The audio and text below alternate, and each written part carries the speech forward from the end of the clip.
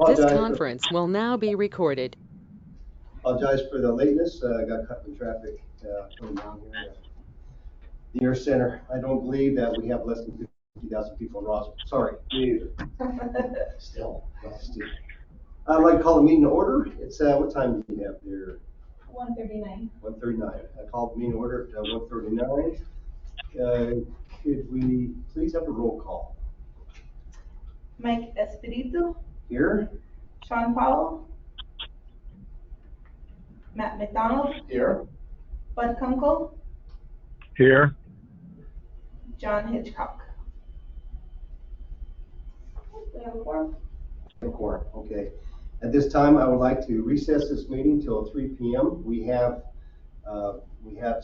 three of the commissioners unable to attend because of a conflict. Because we are voting on the election of the chair, vice chair, and meetings, I feel we should do that with them present. For this time, I'd like to recess till 3 p.m. Second. Thank you for the motion. Thank you for the motion. Second. Second. All in favor say aye. Aye. Aye. Any opposed? Seeing none, thank you. We are adjourned till 3 o'clock. Thank you. This conference will now be recorded. Good afternoon, and we will reconvene the July 28th Airport Advisory Commission at this time. It is 3 p.m. If you would please announce who you are before you speak, that would help the note taker when she does the scribing. Would you please call the roll? Mike Espiritu, Here. Sean Powell, Here. Matt McDonald, Here. Bud Kunkel, Here. John Hitchcock. Present. We have a quorum.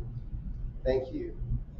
On your agenda, the next item, number 3, is approval of the agenda. Entertain any comments or a motion, please.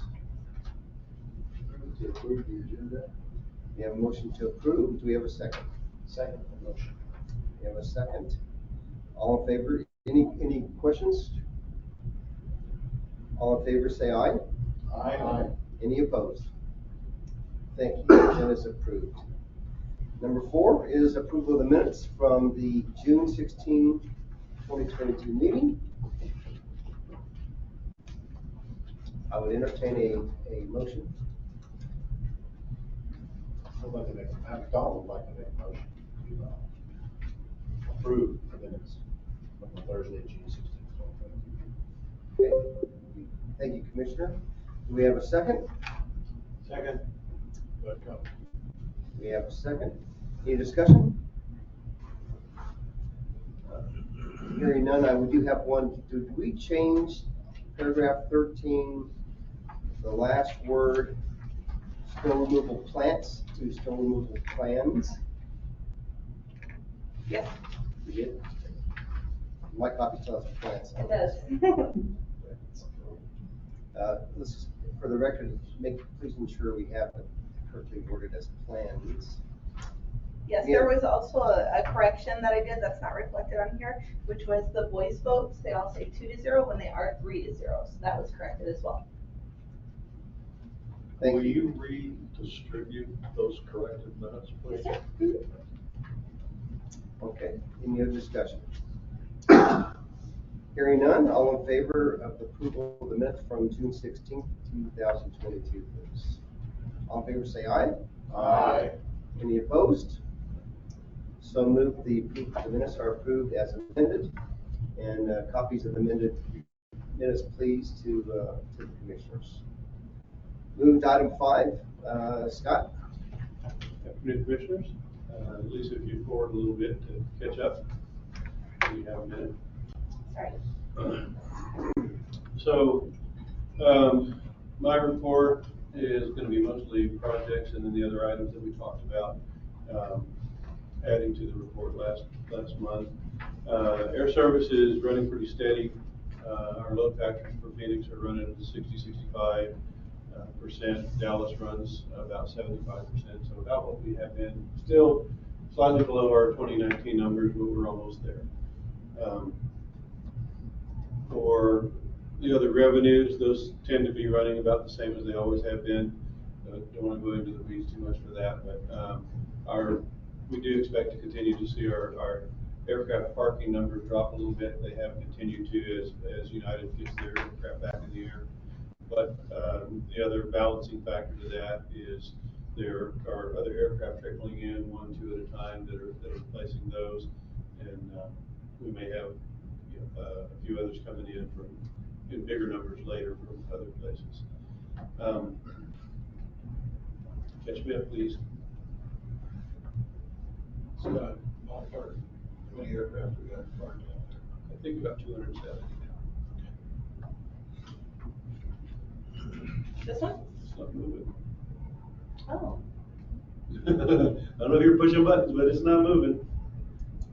Just keeping me up to date. let's say it's in here. That's all that matters. Oh, yeah, that's interesting. Let me see this one. Technical.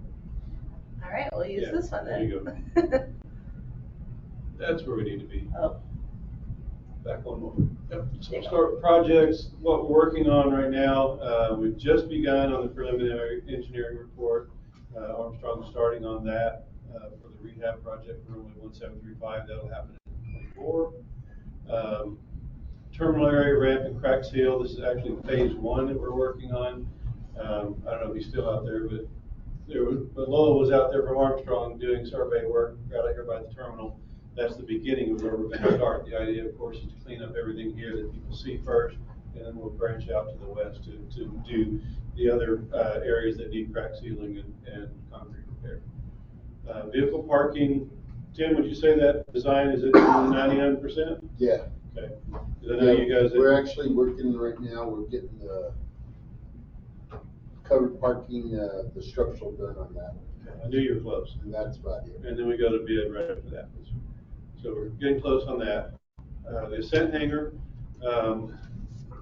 the city has been working on the pipe loop that's been put in there. You've seen the dirt being turned and excavator out there on the big pipes, or piles of pipe, which has been getting smaller. That's good. They're going in the ground. Yesterday, they hooked up the new pipeline to the existing on the airfield side. I'm not sure if they're done on the land side yet, probably not. But that's coming along pretty well as well. For the hangar piece itself, that is all still in, and correct me if I'm wrong, Tim, but that's still in design work with the architects, and then making arrangements with all of the contractors and subcontractors. That's a pretty good short description. So it doesn't look like a lot going on right there that you can see, but there's a ton going on behind the scenes. Has the set approved the final plans, or what are they in approving the work? For the planning process? So, the plans have been approved. Armstrong has completed those some time ago. As I understand, the Ascent has those and their contractor. To cycle back, John, I'm not sure. So if I repeat something here, I know I apologize. So for context, the city council, they went out for bid, came back high. They went out for a second bid, still high and above the threshold for negotiations. The city then elected to enter in an agreement, a project service agreement with EDC as a sole source provider to work directly with Ascent to hire their contractor and work with Armstrong to begin the project. The project service agreement between the city and EDC has just been completed through the different attorneys, both on our side, EDC side, as well as the city's attorney. And it is also a lease. The lease is between the city and EDC, so we perform these functionalities required to get this project moving. It is a zero lease, and it's once the construction is completed, then the lease will be terminated and a new lease will be generated for Ascent, essentially with the city. There is an agreement between EDC and Ascent Aviation that was just completed in draft format by the attorneys, and is now our attorney, EDC attorney, and it is now before Ascent's attorney, and we're getting ready to do some redlining and get them moving forward. The contract between the contractor and Ascent is, they have their own contract, and that's really set aside, but that's in works as well. The contractor selected so far that I'm aware of is Constructables, and they have already mobilized and already have equipment and materials, some materials out on site. So that's kind of where we're at with this. And what I was really fishing for, there's been an agreement on the price between. That's correct. That's correct. The price for, the price is 14.6 million, not to exceed, and which Ascent has agreed to, and anything above that amount, they are responsible. Yes, sir. Does that help? So that's probably as much, I think, as we could brief on Ascent now. It's all working, there are things all happening, and we're getting there, but it's not terribly visible. And they're installing the water line for that hangar as well, aren't they Yes, not? yes. So, and that's thanks to Armstrong and that work, and a separate contractor is installing the water line for that hangar. So that's already in progress and being put in the ground today, as Scott mentioned earlier about less pipe on the ramp. You see that disappearing, it's going in the ground. Yep. Grub hanger, the smaller one, the 120 by 180 that the city purchased on its own. We have chosen a site for that, and we've engaged Armstrong to begin working on a task order. I talked to Mike Garcia yesterday about that, and they are probably about 2 weeks out of having that presentable to us. That will be a task order that really is more like 2 task orders in a way, because there's choices. One version of building a bare bones building that we can use for display purposes and later can be finished out, or a full-blown, everything included, floor and everything else type of version for that. The site that we're looking to build that building is going to be over by the water towers, using it as a warehouse. Here? Over here, by the 2 water towers right now. Okay. So it's right in this area along Gillis. Perfect. Gillis and Martin. If something were to come along that where we had a demand for it for a hangar, we would have to find a site, but that's much more difficult. When you start looking at a spot where you can put a hangar in and still have enough parking space and all that, we really are out of the site without building more parking. The one place we looked at is here, in that one, and that's, at this point, I think the hangar would fit, be very tight. And this has to stay open because the college has their gate right there to get aircraft into their hangar, so that gap has to remain there, so that they can still get aircraft in and out. But we could put a hangar here. It's just the parking that I would have to hear from city engineering whether we have enough room for the required parking for that building. Nothing about over here. If we, over here would be great, but to do that, we really need to build a taxiway up this way with tankers running off of it. That could be a whole different project, which we do have mapped out and planned, but have not been able to begin to execute it yet. With the money on Here's that our every year. lines right here. Safety lines. what we call them. Yeah, the building restriction line, so that's the one. For that runway. Here's a general sketch. Okay, good, I'm glad we got that. Yeah, I didn't know I had him. So yeah, there's the layout, that's how that would be, so it all comes here, G Street here, and Gillis Street there. Oh, that's very nice. What size is the hangar? It'll be, in this particular place, 121 by 185, but it would be a warehouse. Because there's no access to the airport. But that's wedging it in between existing buildings to get ramp space. It's only like 20 Biggest inches. challenge. 29 feet tall? Yeah, the door is 25. Yeah. I remember right in the peak is 29. Did I get that right? Yep. I thought so. Here's the actual. So we are moving forward with that. It may seem a little slow, but we are moving forward with it. What kind of foundation is it gonna have? Oh, the peak's Usually 46. Well, the concrete? Yeah. Peak's 46. So the way that it would be done, if we chose to phase it and just did it to get it up and use it as a display building, so hey, this is available, you wanna finish it out, we would do footings because it's a rub building. So we would do footings and that would complete the whole thing. You can close it in and make it secure, but you would have dirt for the floor. So you'd have to come back in and put the floor in later. And the city's already paid for it. The city has paid for this building already. Yes, Yes. it's already here. It's here. It's sitting in our yard up to the north. So, Joe Neb and I went to the factory and actually saw that, and we got a good deal on it, because it was a returned item that they had installed. I can't go into details, but we did great to secure. Scott, the reason you're not putting a floor into this, because the city doesn't have money to do it.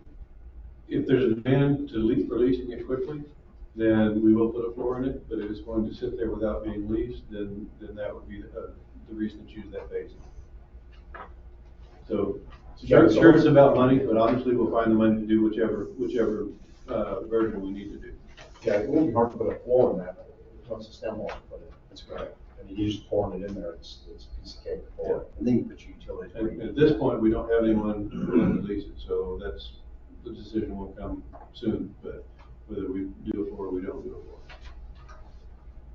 But we do want to be able to have it up and say, here it is, we can have a floor in X number of days. And, that way it's closer to ready for someone who wants to move into it. And we can use it as a display. It's a model home. Nice. I like it. That's pretty cool. At least it's up. We need to have that right there. You have events in there, right, for events? You can throw your birthday party. Dash Just in in there. case. When we get it up, maybe we have a barbecue in there first. There you go. Okay, moving along. Any more on that? Nothing? All right. You brought up, may I ask a question? Sure, absolutely. How long before you're gonna be able to tear down the old water tower? What we're waiting on the old water tower is the cell company that's still up there. I think it's T-Mobile that's still up there. Do you remember, Mike, if it's T-Mobile or not? I think it is. But anyway, there's one company still up there that hasn't gotten their equipment off. And, we don't care what they do, whether they move down to the monopoles or they move somewhere else where they don't put it Once up. or 6 months, whatever notice you required. We had given it to them, gosh, a while back. Actually, I'd given them several notices. But I think the one that came to them from legal was probably over a year ago. So it's a process that I'm not particularly familiar with, but they like to stay at FCC and emergency service and all of those kind of things. So, we handle that probably a little more gingerly. But as soon as they abandon that equipment, then we'll have the go ahead to tear that down. In the meantime, we're still getting rent on it. So it's not like they're sitting up there using it for free. We're still getting rent from it. Southeast water line extension, nothing has changed since last month.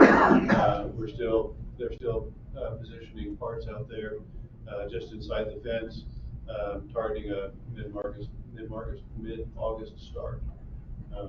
Again, the supply chain issue, I don't know, my mouth ain't working, but, they're having to get pipe. So when that starts coming in, then we should be actually doing trenching and putting in pipe pretty soon. So that line is from the funding that we received on the first $5 million from the government. And what's that price tag up to now? Is it up to the $2 million? It's still under the 2 million. We just modified it. It was a change order just this Yeah. week, right? Finance, I think it's like a 1.4 or something like that. yeah, something like that. And then they added another 200,000 to it, to make changes. Yeah. And we're still below the 2. Was it approved? It was, Is that something for the council for approval? no, I think it went through both special, finance and then the final. it went with the final budget. So it was approved. Right, thank you. Okay, next slide, thank you.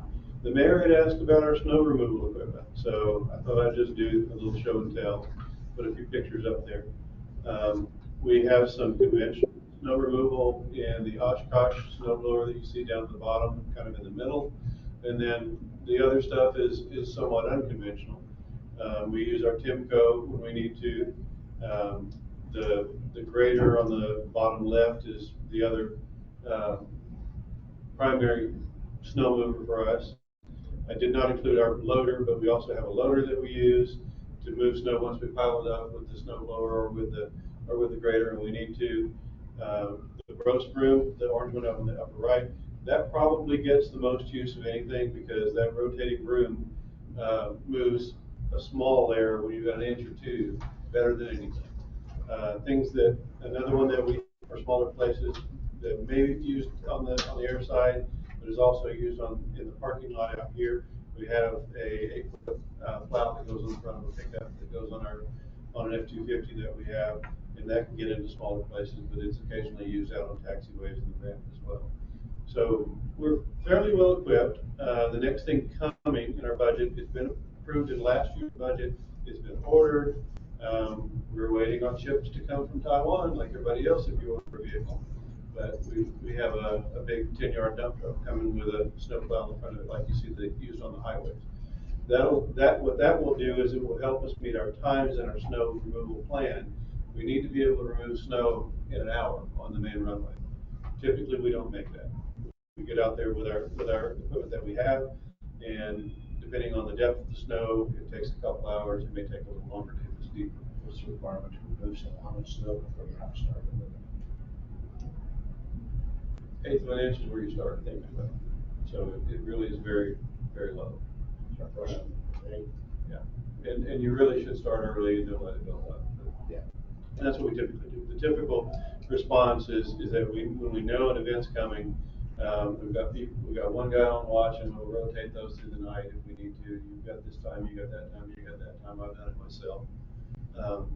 And you look for the snow to begin building up. If you see it start to accumulate on the runway, you start making phone calls, and then you start running those shifts of removal, and you run it until everything's removed and stays removed.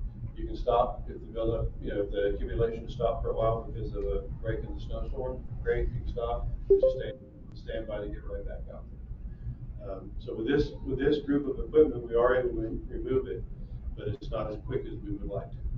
So we're trying to improve that with the purchase of the dump plow. Questions? All right, next.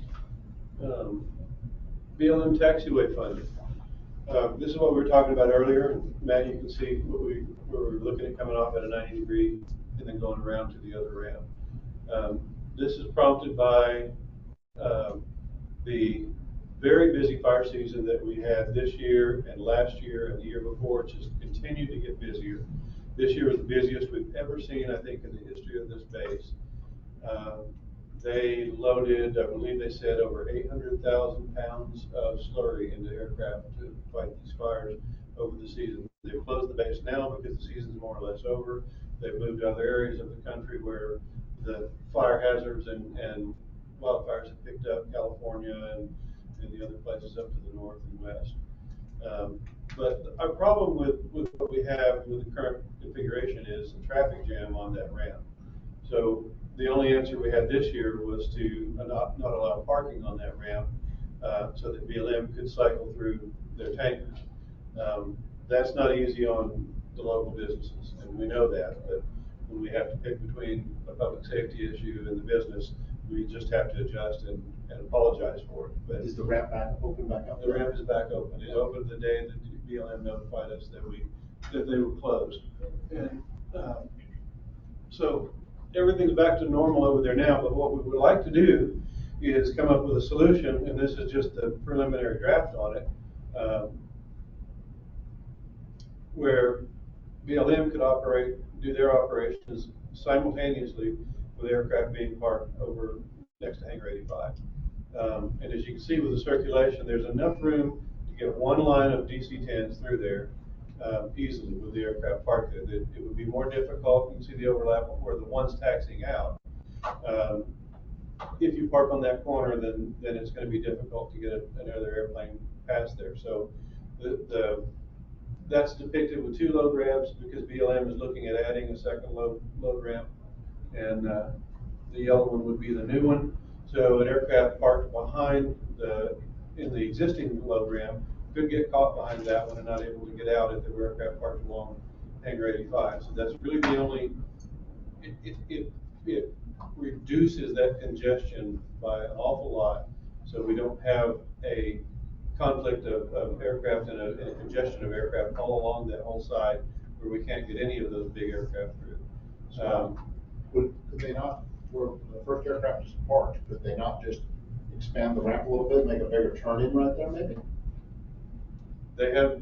It's pretty close to their building, so you couldn't, you mean back to this direction to the No, where the east? forward aircraft is parked in the slurry, in the proposed new slurry loader, Yeah, that was moved in. I see what you mean. Yeah, literally just a little, Something worth looking at. yeah, then your plan would work really well. Yeah, and then allow the bypass. Yeah. Yeah. So it's something worth looking at. That project is actually in the works now. BLM is going to be adding that second load pit and then a building back down here to the east. Yeah, well, the second load pit is the one forward, right? Yeah. So if that was moved in a little bit where they put just a bigger teardrop there, then that way you would really. It would require more concrete to do that, so I'm not sure what their budget supports, but that's certainly something we could talk to them about. Yeah. I mean, that would eliminate all the problem. I mean, I agree, it would. So, and then you can see where where you're talking about, where you could add some more concrete and all that, that's all a matter of money, is what folks want to spend. So at this point, we do not have a funding source for this. We just thought of this year, right in the heat of battle, and said, well, if we had a taxiway here, then this would eliminate a lot of that problem. So we began pursuing that. The mayor suggested that BLM might be able to pay for it. So I went to Senator Lujan's office and began talking to them about that possibility, and they've been tracking some of that down. There was a report about the BLM base at Albuquerque being expanded, and that is true, but it's not this type of expansion. It's a call center, it's a command center, dispatch center that they're building there. So it's really not in conflict with this project. This can still happen. We're still working on the idea of federal government funding it in some way, whether it's through BLM or some other funding source. But this is in this crazy world of post-COVID and supply chain issues and crazy inflation, it's somewhere between $3.5 million and $5 million is what we estimate today. And if we were pre-COVID, we'd probably pretty confidently say 3.5, but I wouldn't do that now. I mean, we've seen what happened with the sand, the numbers got very quick. Scott, have we met with the BLM folks and see what they would like, especially they're talking about already putting a second pit in? Have we visited with them on what their preference is as far as what they would like to see? Yes. And we showed them this, we talked about it, they love it. Doesn't mean this is final, but yes, we have visited with them. But that's local folks, and my thought, I'm thinking we need to push that up the chain, and we began that through Senator Lujan's office. So we're really just getting started in the conversation of how we do this. I just think coordination with BLM is really important. It sure Because is. their operation. It- And we come up with great ideas, but it may not be so great for them. No, we talked to Chuck Schmidt on it, and he's in favor of this project, so he's on board. With the second pit, even that plan would work as long as they always pull the airplanes up to the first pit.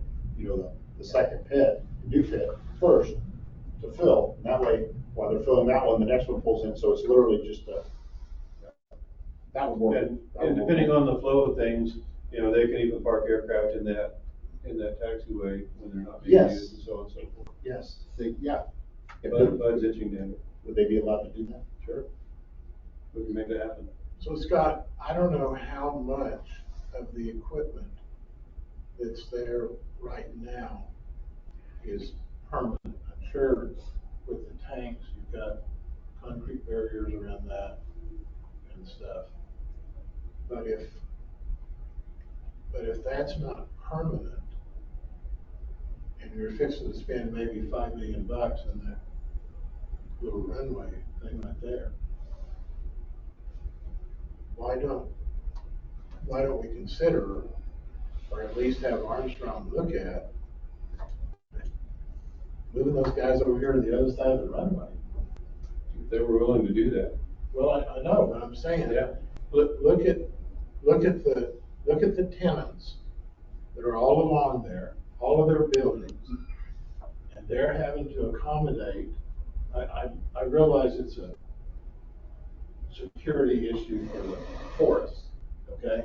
I mean, I understand that. That's a big deal. But how much rent do these guys pay? And how much rent do all the other tenants pay? Right. And so if the other tenants are better able to accommodate their business model, and the feds are out of their way and happier over here somewhere, I mean, that's what we're talking about, is moving power and water lines and everything else over there. Before we go spend a bunch of money right there, why didn't somebody at least consider decongesting, which is a word, but where the tenants are now? Yes. I mean, it seems to me like we ought to at least consider that, instead of going and spending money right there and still not eliminating the problem totally. And there's a lot of concrete there. I don't know how far that is between there, but that's gotta be, what, 800 feet, 900 feet? On the concrete, Tim, you remember about 400? Yeah. I was thinking from the BLM to the edge of the concrete next to the hangar. So 400 feet? Yeah, I think that's about right. Not as, but that's still a football field, but yeah, you can only put a couple of airplanes in there. You get big airplanes that run Yeah, that that's quick. right. That's right. So. And that's exactly what we're trying to do. Well, I'm not saying that that's the best thing to do, but before somebody goes and spends that kind of money, since we're already talking about moving stuff over to the other side, Sure. let's consider maybe getting some money out of them, moving it over there, and making it easier for the existing tenants. Are you saying on the east side of 2-1? Well, If we can move to the east side of 2-1, that's an elegant solution. okay. It really is. So then the question is, how do they get their slurry or mixture? Do tankers have to bring that in? They bring it in totes, Oh. the Covered. canvas type totes. So And there's dry. roads. It's dry and they mix it with water. So there's taxiways around there that they can bring that stuff in. There's nothing on the east side now, but if we had them, yeah, that would be awesome. Well, And we're planning that anyway, right? So, I think if you're gonna spend that much money, somebody ought to at least consider sure, putting it over there. I don't know whether it can be done. I'd love to see that. Somebody needs to consider that. Yeah, moving it would be the first choice, but, You won't get any argument from me. you know, you could expand that ramp, get your utilities in quick. Other than AVEX's taxiways and ramps, there's nothing that would support a DC-10 over there, is there? No, there's nothing over there at all. I mean, there's parking area, and then, you know, what we've got in our ALP and our master plans is the future of putting a parallel to 2-1 on that side, and that's to add on big hangars for MROs, whatever. I mean, manufacturing, aircraft manufacturing, this would be a great candidate to go over there. At one time, USDA had proposed building a C-130 site here, and that could have gone over there. We had a couple of possibilities for where that could go. But this stuff would fit great. To have them off by themselves would be awesome.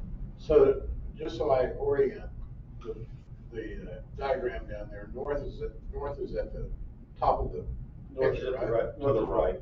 North is to the right? Yep. Okay, so the 2-1 is the main runway, is that what you're saying? This is 2-1 right here. Okay, so yeah, we're right there. And again, You're I saying just don't see anything over here, if this isn't available. you'd spend a whole lot more money on a taxiway. We got this right here. So the example, just where we would start, right now, the tentative start place is Delta. And so we would come out here and build a taxiway north until we couldn't go any further because of equipment, ILS, all those things that are up here. So that's where you would go here, and build enough for the first one, and then you keep going until you ran out of room. And then you would start going the other way. Would this support a DC-10? Whatever taxiway? we would build it to support anything when we rebuild it. Because remember, we're building it from the ground up. We'll build it to support whatever we need to. We'll have the runway in it. But you're looking at $5 million to do that. So the water and sewer, but you're fixing to spend $5 million there. And that's part of the run over there to that. That's gonna come to here, but eventually that's going down here, so it is for that. So that's in the plan. Okay. So, but then the next thing is roads to get in there, and that's gotta be built too. But that'll most likely still come in at the gate here, and then route around, get into this somehow down here. But those things have not been designed, but we know roads, water, electricity, all of those things have gotta be. Well, if we can, maybe we can't do it, the engineer's gotta tell us that. But if that's a possibility, even if it costs something more than what we're trying to do right here, if we can make it easier on the existing tenants over there, that's gotta be a plus for everybody. Agreed. As far as operations.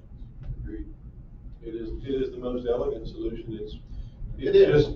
It's just that this piece over here, when you consider that, it's something we're doing not only for BLM when we do it, but it would be for further expansion. It's economic development. Sure. And so it's gotta be for all of that. So, everybody takes a piece of that in the long run, but it costs a lot more, and I'm not arguing against that. It's just that the fact is that this is a lot more expensive than doing this.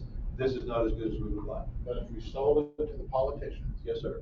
if we sold it to them, that this is better for the feds, we over there. You could get some. Not like they don't have money. Instead of putting 5 million here, put 5 million. That's true. I mean, That they does throw make a money lot of everywhere. sense. Would this tenant pay more for that space in Park Aircraft? At this point, we don't rent the space itself, we rent by the we Rent charge the by the building. airplane, Rent the building. they rent the building. So there's not an airplane. Okay, but you're not renting the concrete No. that's in between them. Correct. And we do rent a small little bit of that over here between these two buildings, but that's it. We really don't want to give up the control of that. That way, when we need to do something, move aircraft around, we can. Concrete apron is part of their rent too, right? Part of who's rent. 84? Yeah, I mean, technically, all of the ramp belongs to the airport, and we can tell them to put their airplanes here, put their airplanes there, but we cooperate with it. We want to be able to put this tenant's airplanes in front of theirs, and this tenant's Right. airplanes in front of theirs. I mean, it only makes sense. So how many tenants in that general area? And I don't know, is that all, is that all air sailors? No, air sailors. Cavu. So how many of those guys need to run engines up and have to go out to the runway to do Both that? of them. Both of them. Pretty much daily. And so if they have to run engines up to go out there, there's no place else to do it. And they gotta work around BLM. Yeah, I was gonna say, until there's something in the way out here, this is wide open for that sort of thing. Come across and line up in the bin, and Oh, yeah. the only issue is what you're blowing across the runway. But that would be, wait and see, what we can do there. Oh, you could be landing planes. With a full, Going across the level. not with a 777 blowing a high power, you Oh, can't. no, that's why you're in contact with the tower. Exactly. We got somebody that. That's why I say you kind of have to see what the distances are and everything else, and look at the manuals, all those things. But the But John's airplanes- right, in general, point where the runway, no. For the most part, they're gonna run the airplanes this way. Yep. Or this way. Yep. I mean, that's just the prevailing winds. That's 98%. And when they line up and they come down here to run, they try to run right like this. Right into our anchor. No, not quite. I mean, now when I do it, I like to blow into that anchor. I always try to. But yeah. Don't you have seals on your doors? So what do we have to do to get somebody to consider Go with. on the other side of the runway? Oh, yeah, I do. Even if they see what the line is, where the wing clearance is on the lower line, Right, now, if you take a look at that blue line, the way they got it, over to where the yellow is, right. if you just expanded the ramp right there, that would solve Yeah, just- that To problem. the right, Added more concrete. Yeah, that would solve a big problem there, and. and that's why I say, keep in mind, this is the first flush of this thing. It can change. No, I mean, keep the taxi ramp, but you just move Yeah, the yeah. fill pads a little further, what is it, 100 feet? Move them in further. And, That gives you access to Sure. pull around, it doesn't interfere with the operators. this is a quick and easy solution. It may not be the best, but I like yours best, to be honest. That's where a lot of that type of stuff should be over here. Well, I agree. I sure think, especially since we put infrastructure over there, No, we totally with we you. need to consider that. Totally with you. So, I don't know where we are on that at this point. We need to sit down and kind of take a look at our pots of money and see where that's all going. And then, if the federal government wants to help us with, moving the BLM or doing this type of thing, then we need to know that too. So we're pursuing that.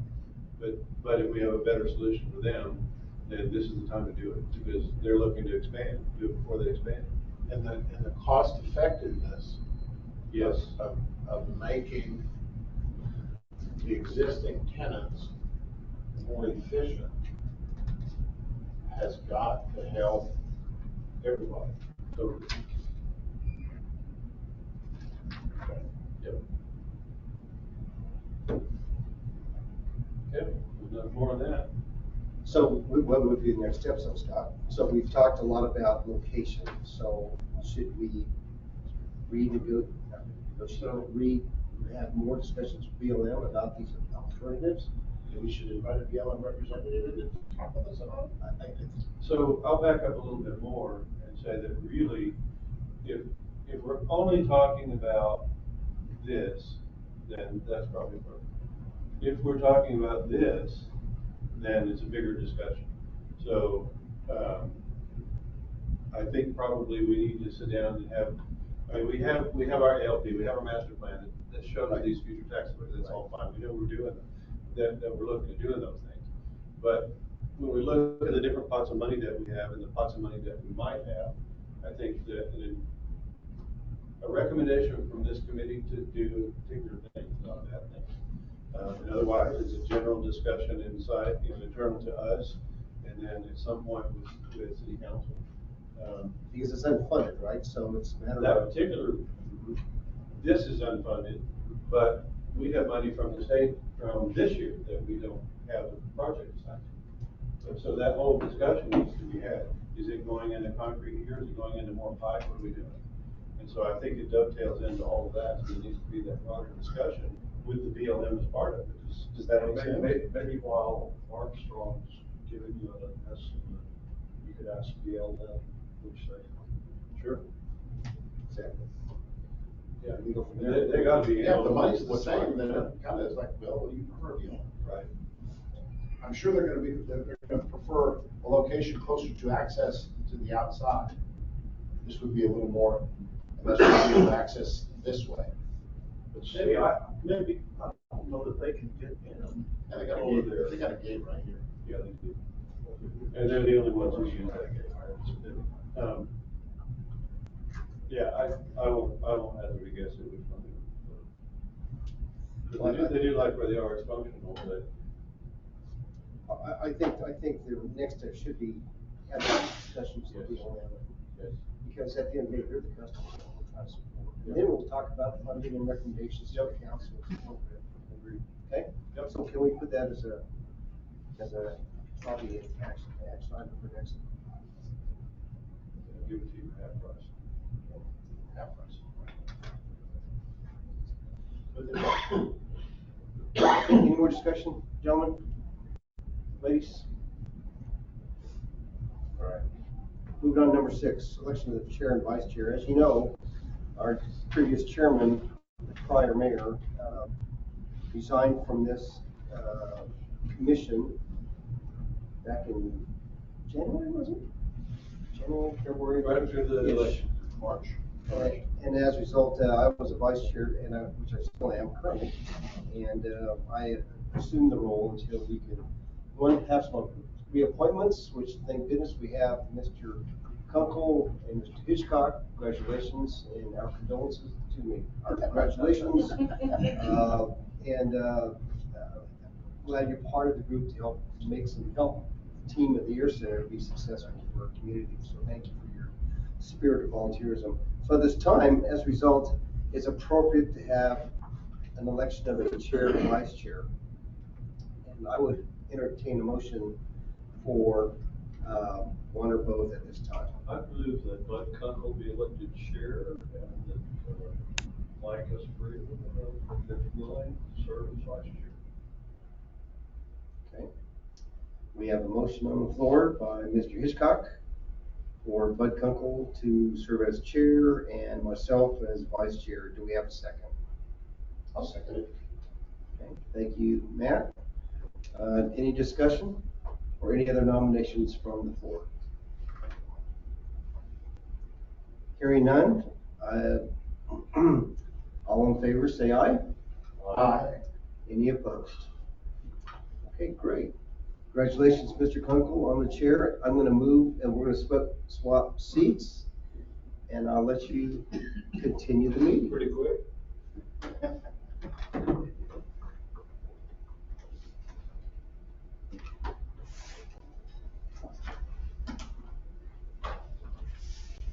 Your leader knows there.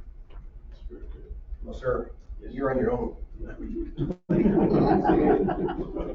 Carry on.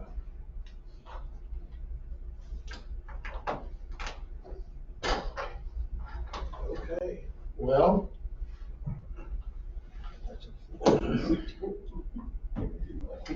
All right, thank you. We'll see if we can make some progress out there. So the next item on the agenda is frequency of meetings, and Scott, you'll have to inform me. We've had to change this meeting a couple of different times, didn't we? We moved to today, and then we had to do the whole rigmarole with the start and the recess. Did we used to have it on a And third then- Thursday or something? And then I think it's always been, it may have been, it's always been on the third Thursday. That's why I said we moved it to today from last Thursday. But it started out at 10 o'clock, remember? Right. And we were doing that for Riley, and we moved it to 1:30 for Mike. And so it's kind of been all over the map on Thursdays, but moved it around a couple of times. Well, let's talk third Thursday first. No. Can't do it? Well, no, it's not that. Even though I will be out the third Thursday, but one of the things that we need to do is see when the other committees meet, especially legal, and what each other's report, So decision making. Finance, I don't know, finance Legal, is. finance, infrastructure. We need to get ahead of when those committees meet, so we're not waiting 2 months to get something on the agenda. I see that as the issue of why we need to try and move it up, not So that means earlier in the month. Yes, sir. And the first Thursday would work, I don't care if it's early or late. When is the commission meeting? It's always on a Thursday also. Second Thursday. Second Thursday? Typically. And it's always at 6, so it's in the evening. Right. So if we had it, And Tuesdays would work, I think. is there a preference? I know, Mike, you've always got a loaded up schedule. Sean, you do too. Well, I'll just fit it in. Well, but we need to make it reasonable for everybody. Does it make, first of all, airport, does it make you any difference? Yeah, John's got the right idea of getting between the commissions, the committees, and not interfering with city councils. Council's easier. The only thing I think that's really locked up for me is once a month, Tuesday morning, like first Tuesday, I think it is, we have a senior staff meeting. Okay. So no So that won't work. 9 o'clock Tuesday morning. Okay. And so I think for the rest, we can kind of shift around and do what we need to do. I've got other things on there. My schedule's like y'all's, it's jammed, you know, you need. So- You need an appointment to get an appointment. So is Tuesday a better day than Thursday? For me, any day is just as vulnerable as any other day. Shane, you're fine? John, If we could start out at 2 or later. 2:00? Because I don't get up till like 1:30. Oh, man. Mike, So that gave you enough time to. Tuesday? Tuesday's fine. So we want to go second Tuesday of the month? That actually puts us in front of the council meeting. Yeah, not enough to get something No on, time to but get it's, something for the council. it's the committees that. Committees. Right. That we need to get it So, to them. so if you do second Tuesday of the month, you're just missing finance, it's the first Thursday of the month. And you're able to get, at the end of the month, you're able to get, infrastructure, which is the third or Monday, it's usually the same Monday week as legal is. So Monday is infrastructure, Thursday is legal. Those are the three that the airport works through different items. So legal and infrastructure would be more than finance, would Yes. Okay, so we're set, second Tuesday, that takes care of those two. And John, you prefer it in the afternoon?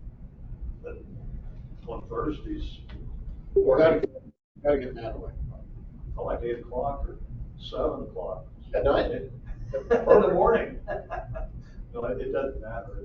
You bring a breakfast, I can make that. So, we actually started out at 1:30 today. So what about 1:30, second Tuesday each month? How does that sound? How does that work in people's? It's worth a shot, man. All we can do is try. I've done this meeting a few times by Zoom, being in different locations, So 1:30, world I'm in. second Tuesday of each month. I agree with that. It worked out pretty good. It looks like that works good. I can make it. Would it be at the city hall then? Yeah, That's that's the other. That's the next. Well, it's not on the agenda that way, but I didn't want to talk about it. So the resolution didn't require this to be a vote of the commission, so I thought we could just, come to consensus on it. I love this here, honestly, this is great, this is convenient for me, I walk 100 feet less than I'm here. But the issue at this moment is we have to do this jury rig for all of the IT stuff to get out to the public, for people to call in and participate, so on and so Is forth. that a way they can't participate today? Well, they are today, but it's not a perfect solution, so you wind up with some people not able to do it and the equipment not always working right. So I would recommend until we get a setup like City Hall has, that we use the large conference room in City Hall. I'm fine with that. That may not be as convenient for you. Right. But it's probably more convenient for everybody else. Probably so. Even Lisa. Lisa would appreciate that. Yeah. Yeah, more central. That's right. Yeah. I think too, we would probably want to double check on the, I don't know what else is going on at City Hall that's cyclical like that, but check that Tuesday afternoon, availability of the room. Well, if you can check that, then let's just plan on it. Tuesday afternoon, City Hall. Okay, so the next one. 9th? Not August, is the next meeting, so That's a pretty quick term, so that's why I don't want to skip that one. Honestly, there's a conflict for me. I'm headed up to Ruidoso for the state conference that week, so it's not the 9th, but it's gonna be a short week. I'll be out the rest of the week from the 10th on. So September 13th would be our next meeting? Okay. Yeah. I won't be back, I might be in Miranda that whole, still. I don't want to get on that one, What are you going to Miranda for? because they have aircraft here. If we've got something else that needs to come up, we can do a Zoom or something. Sure. Let's plan Zoom on is always Thursday, good, or so Thursday, the 13th. of August. Tuesday. September Jesus. 13th. So, And then. So it's just skip August. first skip August, okay, thank you. Right. That's right. And then we're gonna go Monday. Yeah. Yeah, so sequence is monthly. Right. Our minimum is quarterly, but. Yeah, What we've been doing forever. Yeah, quarterly is important. Okay. I'll be glad we. Anything else then on meeting date and location. I think we've vetted that pretty well. Okay. And if and when we get stuff out here, we may want to move it back out here. Because if we need other tenants or something here, it's obviously more convenient for them. We're just gonna verify, make sure we have it available. Yeah. Okay.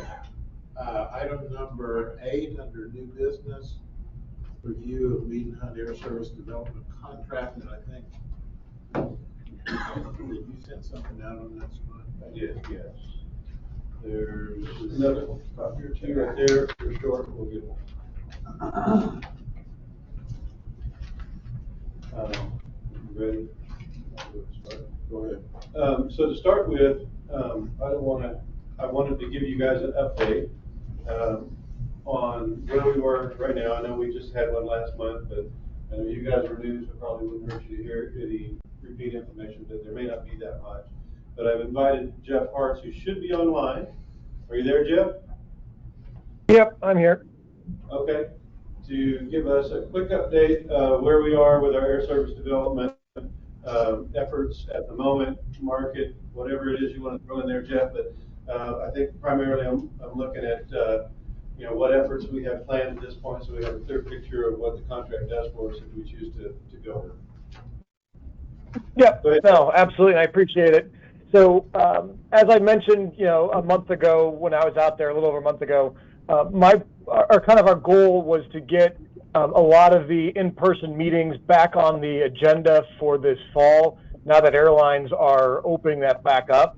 I've spent kind of over the last month here reaching out to them. We've got commitments from Allegiant, Breeze, and SkyWest for in-person discussions this fall. American, we're confident we'll get it. I haven't reached out directly. Large part, we just hired one of their senior managers of network planning, Margaret Muir. She actually used to oversee the Phoenix hub. She may have actually overseen Phoenix when we started Phoenix, but I know she oversaw it for many years. She was over Charlotte, and so she gave me several ideas and options for a American meeting. One of which would be potentially a baseball game with Mitch and several of those guys. Lunch meeting. They are still American limiting in-person headquarter meetings pretty dramatically, but they are definitely open to a lunch meeting, which would cover virtually the exact same thing, just not in their office, just because of they're still overworked and understaffed. One of the reasons why I reached out to SkyWest, they are still moving forward rather quickly for those Part 380, which is that 30-seat regional jet, essentially getting around the 121 rules that they're going to be operating some of the EAS markets on. They did mention when I've talked to them that they are absolutely open to markets like a Roswell that's not EAS, that they could fit into this as EAS spools up. So I think that would be a timely meeting as well this fall. So as I mentioned before, again, the last year and a half, airlines essentially had no in-person meetings. We are expecting them to open back up. Again, we've got commitments from 3 of the 4.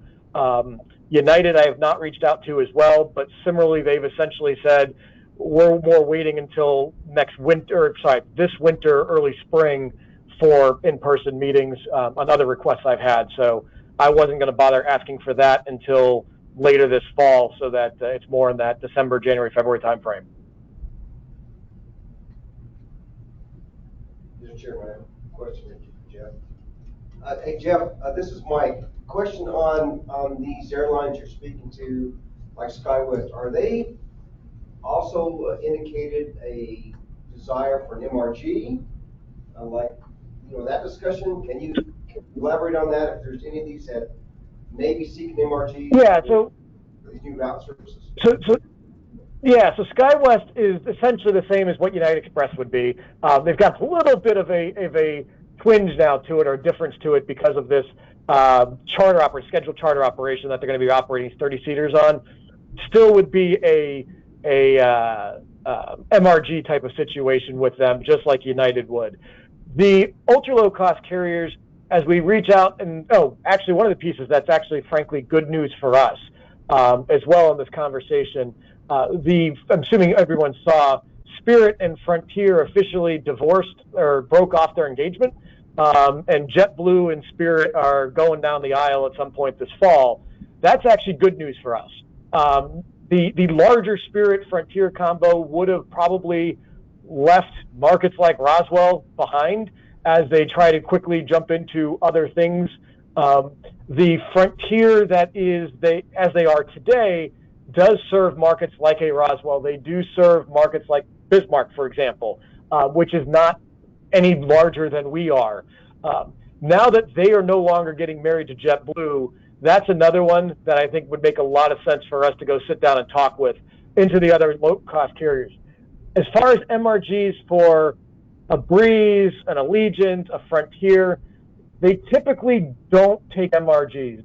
Breeze does right now in large part because they're still so new into their airline that they are essentially using them to help communities jump the line and get further along into the process than otherwise they would be.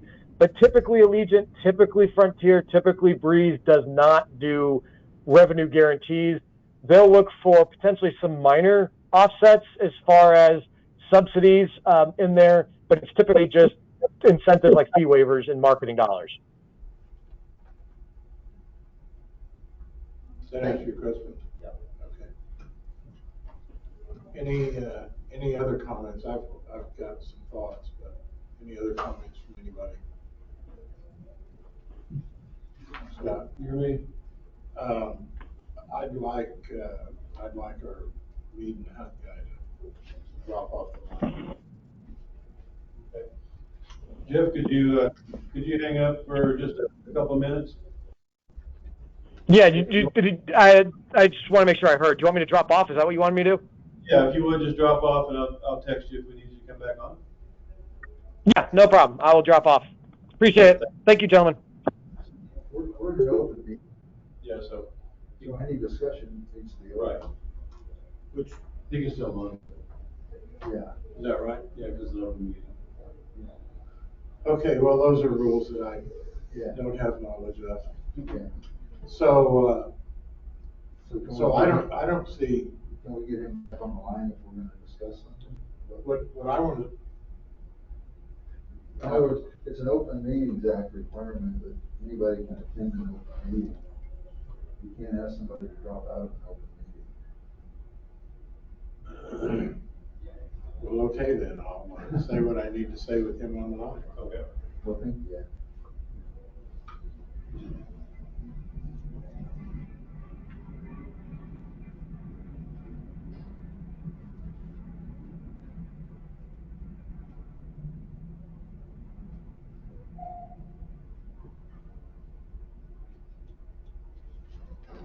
We're going to Houston next week. Is that going to Houston next week?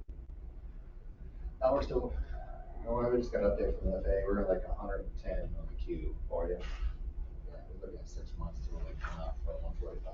oh, jeez. Yeah, so, we are good. I haven't scheduled it yet. We're still waiting on our 86. If you set up and sent the invitation, I think we could proceed. He's coming back. Let's get him back on the line. I don't want Scott to have to go to jail for this.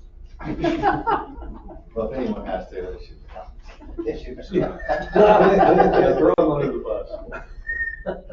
Nice to have friends, is it not?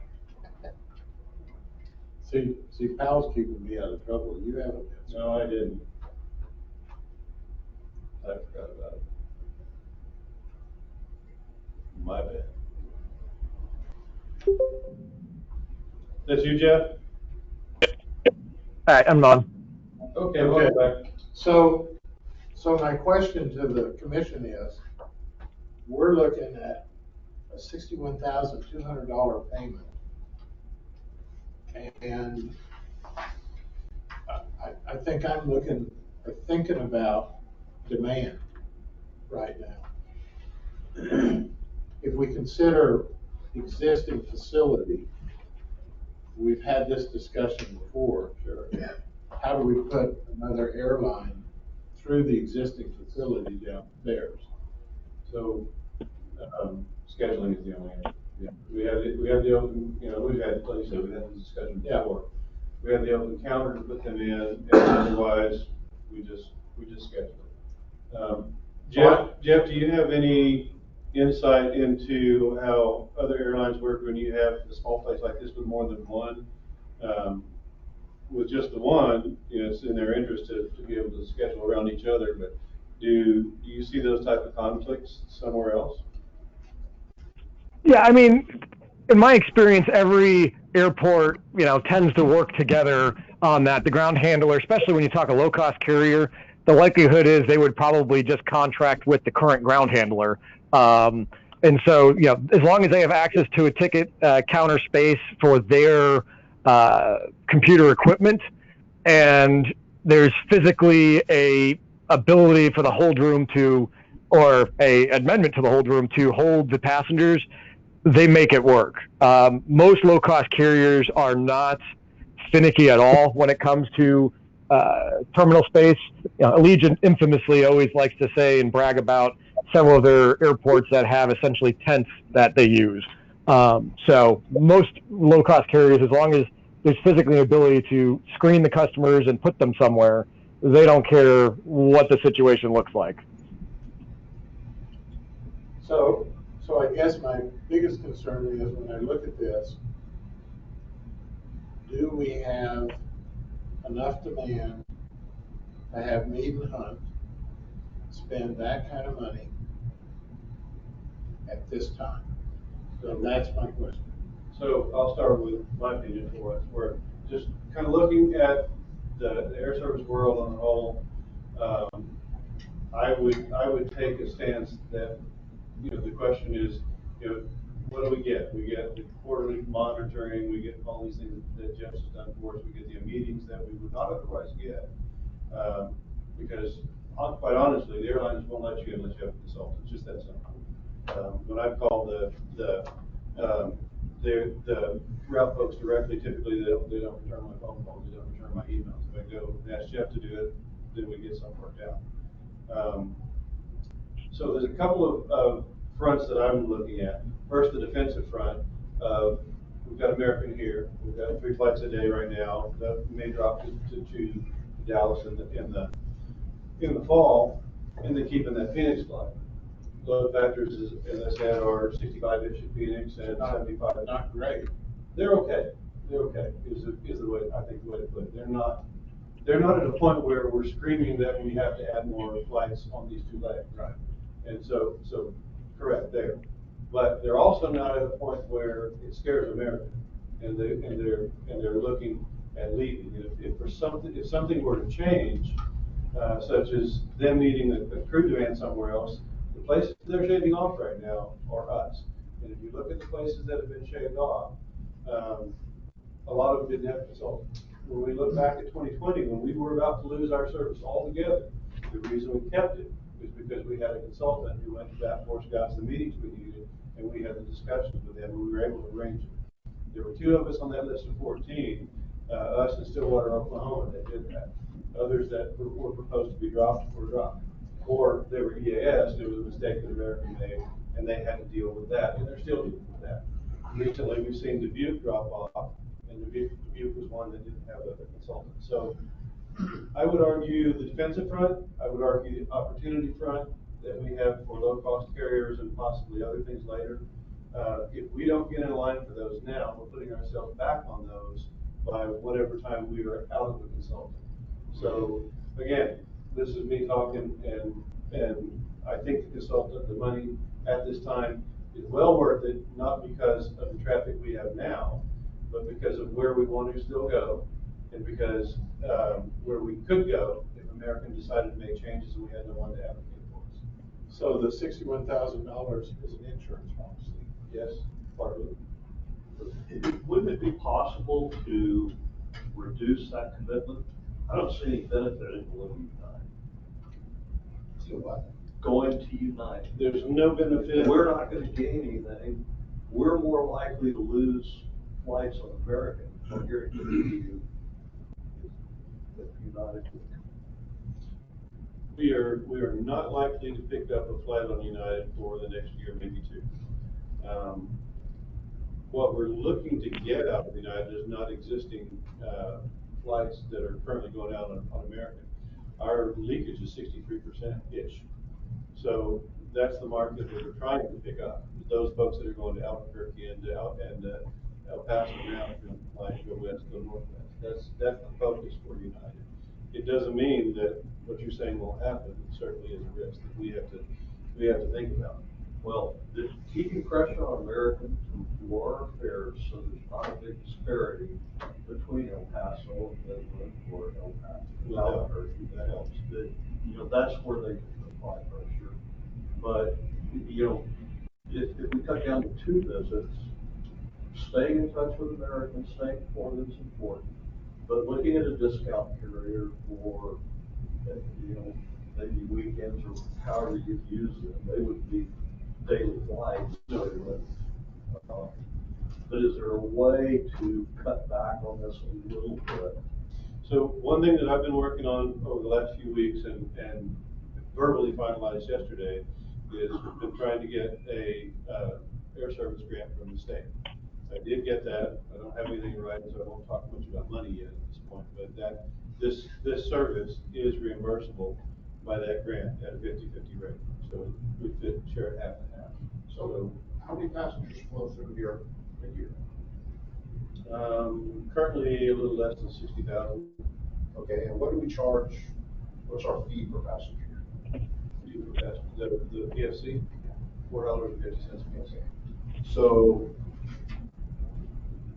you can look at part of that fee, whatever, divide that number into that, and that's what we're paying for it. I think having a consultant on hand is just like, you don't go to court without a lawyer. You don't play in the airline business without having somebody at the table for you like a contract. That's just my experience of that. I know how the airlines operate. You're absolutely right. They don't know you, they're not gonna talk to you. Absolutely not. So we've got the city's out-of-pocket costs down to 50%. Yes. Okay, and obviously we can use some of these other funds. And, Mike, what are your thoughts? How sure is that grant that you spoke about? As of yesterday, I've got to fill out some paperwork and they'll work on it and we'll get it. So that would pay for, and we already have budgeted these funds for this contract. Sean? So mine's more of a purchase question. And so Scott, do you know, we ran into this over at the campus. So with the expenses, it's gonna be 66,000. And that maximum you can do without an RFP is 60,000 for professional service contracts. Say that again. The max you can do without an RFP or some purchasing bid process is 60,000 for a professional service contract. That would be true, except we did do the RFP last year, and it's a 4-year RFP. So one first year and then 3 renewals. The first year. So we're good. So what we're talking about is taking this contract to council. The contract is approved, essentially. It's just the PO that we need to get approval for. So this is the appropriate time to take a look at this and go, well, do we really want to ask for a PO? So if there's, first of all, anybody got any other comments? Otherwise, the chair will entertain a motion to move this forward. And if it's voted down, then we talk about it some more. Do I hear a motion to move this forward? Ask a question first. How long will it take here back on the state? I should know by now. I'm off starting tomorrow, because I've got to go to a funeral in Houston. I'll be back on Thursday, because I also have a doctor's appointment at 11 on Wednesday. But I'll be working on that paperwork in the meantime and getting that to them. So verbally, I've got a commitment already, but that's about 99%. Well, I'm hearing certainly 2 folks that are in the industry, John, I know you are too, saying that it's a good thing to have a consultant. No question about that. If Scott's got it wrapped up that it costs the city 30,000 instead of 60,000, That's a pretty good deal. So. I guess I'd recommend it if we can. We will. Otherwise, We'll have to, it's gonna be a contingency, so make a motion on a contingency basis. yeah, that's what I'm saying. So, John, your motion is? So this subject to obtaining a grant from the state, as Scott has described. Subject to 50%? 50% grant. Yeah, is that grant? 50 grand. 50% state grant. Yeah. Do I hear a second to that? I'll second it. Mike seconded. Any further discussion? All those in favor of the motion as presented to accept this, subject to the 50% state grant being awarded, signify so by saying aye. Aye. All those opposed, motion carries. So the key is, the timing is, to get that grant finalized, so this can be moved up to the legal committee. It goes to legal, or it could go to finance. We typically would take a contract to legal. So there's the timing issue. As we talked about earlier on the meetings, before we get to city The council. legal met today, so this is the. So it's a month, right? We have 3 weeks first. We have 3 weeks. Yeah, so if you can get it next week, that's a done deal. Yeah. Typically, The state works pretty quickly. But they have the money and they're willing to do it because there's more to it than just the consultants for that, it's the marketing for our service as well, so there's a bigger piece more to it for them. Okay. Mr. Chairman, knowing all this, would it be a good idea for Scott to make us aware that the grant was approved? Yeah, so we can. So we'll know Do that by email. Accordingly with the. An email would be fine, that way we can do our work with the legal committee if that's necessary, Sure. versus not knowing. Okay. So even though you're down in Houston, can you notify us? Send us an email, Scott. That'll be good. Thank you. Text or something. Or text. Did you carry? No. Anything else on item number 8? Does Jeff need anything more from us? I think so. Okay. So, thank you, Jeff. If you want to stick around, you're welcome to. Otherwise, I appreciate your help. Yeah, no, I appreciate it, gentlemen, and we'll be in touch. Thank you. Thank you, sir. Item number 9, review of 2017 study actions. All right. I will start with, this is a beginning document. I don't like where it is exactly in terms of being fleshed out. I want to do this.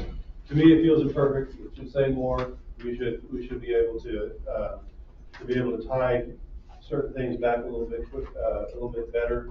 But I'll be honest and say I just was swamped and didn't get to it. So, with all that said, I believe it's a document we can start to work with, an imperfect one that we can work toward. Actually making sure that we're compliant with the intent of that study. So with that, I'll open it up to, if you want to go through it line by line or however you guys want to do it.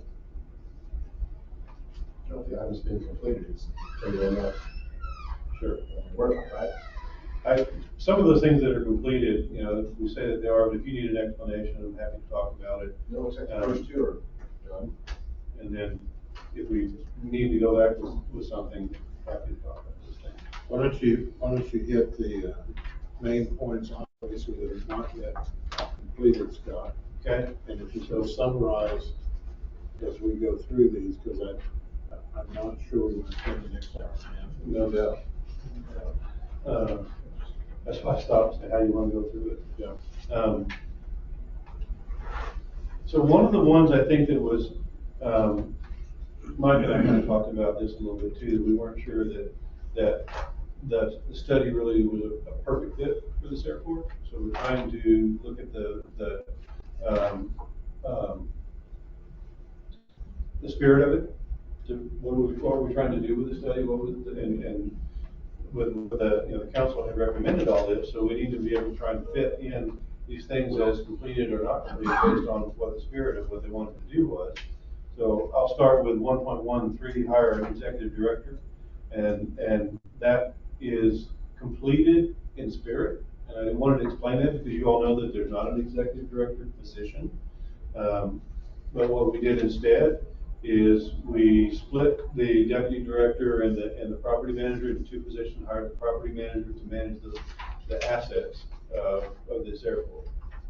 That was the intent, and that's the function of the property manager, and to a greater degree, the director.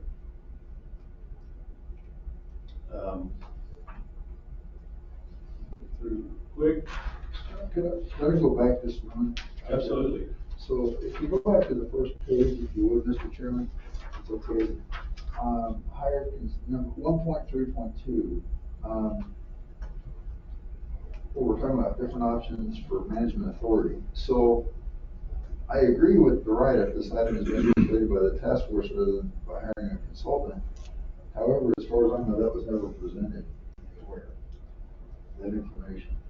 So we've had a, I don't know, 10 week session with multiple members of the community that came up with some recommendations. That's what you asked about. And I think Dr. Powell is hitting on a very important point that makes these answers confusing in light of the work that the task force did to prepare their recommendations. And I asked several members of the labor committee if anyone knew if this had been presented to the city council, which I believe it had, but now it's unclear what action did they take. And was it their intention that we proceed with these two major recommendations that were made out of the task force? And I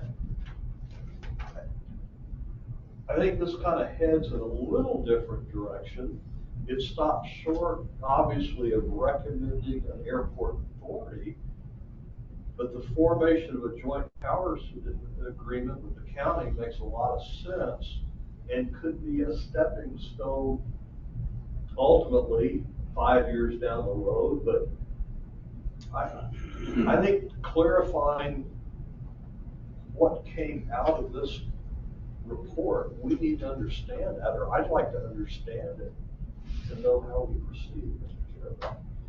So recognizing the discussion, and I'm not familiar with everything that we're talking about right now. You know, I worked pretty diligently to attempt to get an airport authority, and previous administration didn't want that involved. So from the standpoint of what came out of the task force that you two gentlemen were on. No, I was not a member of, I'm going to give this to you. Okay. It's the report of the committee to consider framework for airport authority. I was on the original task force and worked on getting the legislation done. Right. But, you know, the key items out of this, and I guess you were a member of this, sir, it's unclear because it's not signed in any way. I didn't know who was on the. So, Mr. Chairman, in February of 21, I believe it's I don't recall the exact date, but an article written in the Daily Record by Lisa Dunlap, you may remember, she writes a lot of things. But in that article, it discussed at City Council was a presentation by City Manager that was a result of our meetings, and that was to move forward not with a airport authority at this time, but a JPA. Now, that's all that was said. The JPA, to my knowledge, has never been discussed or presented to the city. Well, see, because I'm sure the administration at that time didn't want to bring the county into this. That's correct. You know, my understanding is that the county commissioners have expressed interest in supporting this effort and would provide potential funding. And it has two good recommendations that, Well, there's actually 4 recommendations that came out of the committee that you two gentlemen sat on. And the key here, number 2, the city of Roswell should maintain ownership of the airport property and enter into a joint powers agreement with Travis County to expand funding at the RAC, as well as broaden resources and input into airport operations. And because we do have a change in administration, and we do have a desire on behalf of the county, at least verbally, to assist with funding and operations, I think that's something that this committee, that took a lot of time that the city put together, something needs to happen with this, which goes to what we're talking about on this. And so, and not that they're necessarily inconsistent, but we need to keep nudging forward in the right direction. So to have any value out of all the people that spent several hundred hours on putting this document together over an 8 or 10 month period, I would think that this is something that we all need to look at. You two may still have it in your files, but we all need to look at this and discuss this as soon as we can. And that may be, this would simplify what we're doing here by a lot. And so if we can simplify something, I would propose we try to do that. May I ask, Mr. Chairman, knowing where things have evolved to today, do you still feel in support of the conclusions in this document? So, Mr. Chairman, I think, as we worked through that, there was a wide group of people, trying to remember how many. Wasn't Kyle Armstrong a part of that? Yes.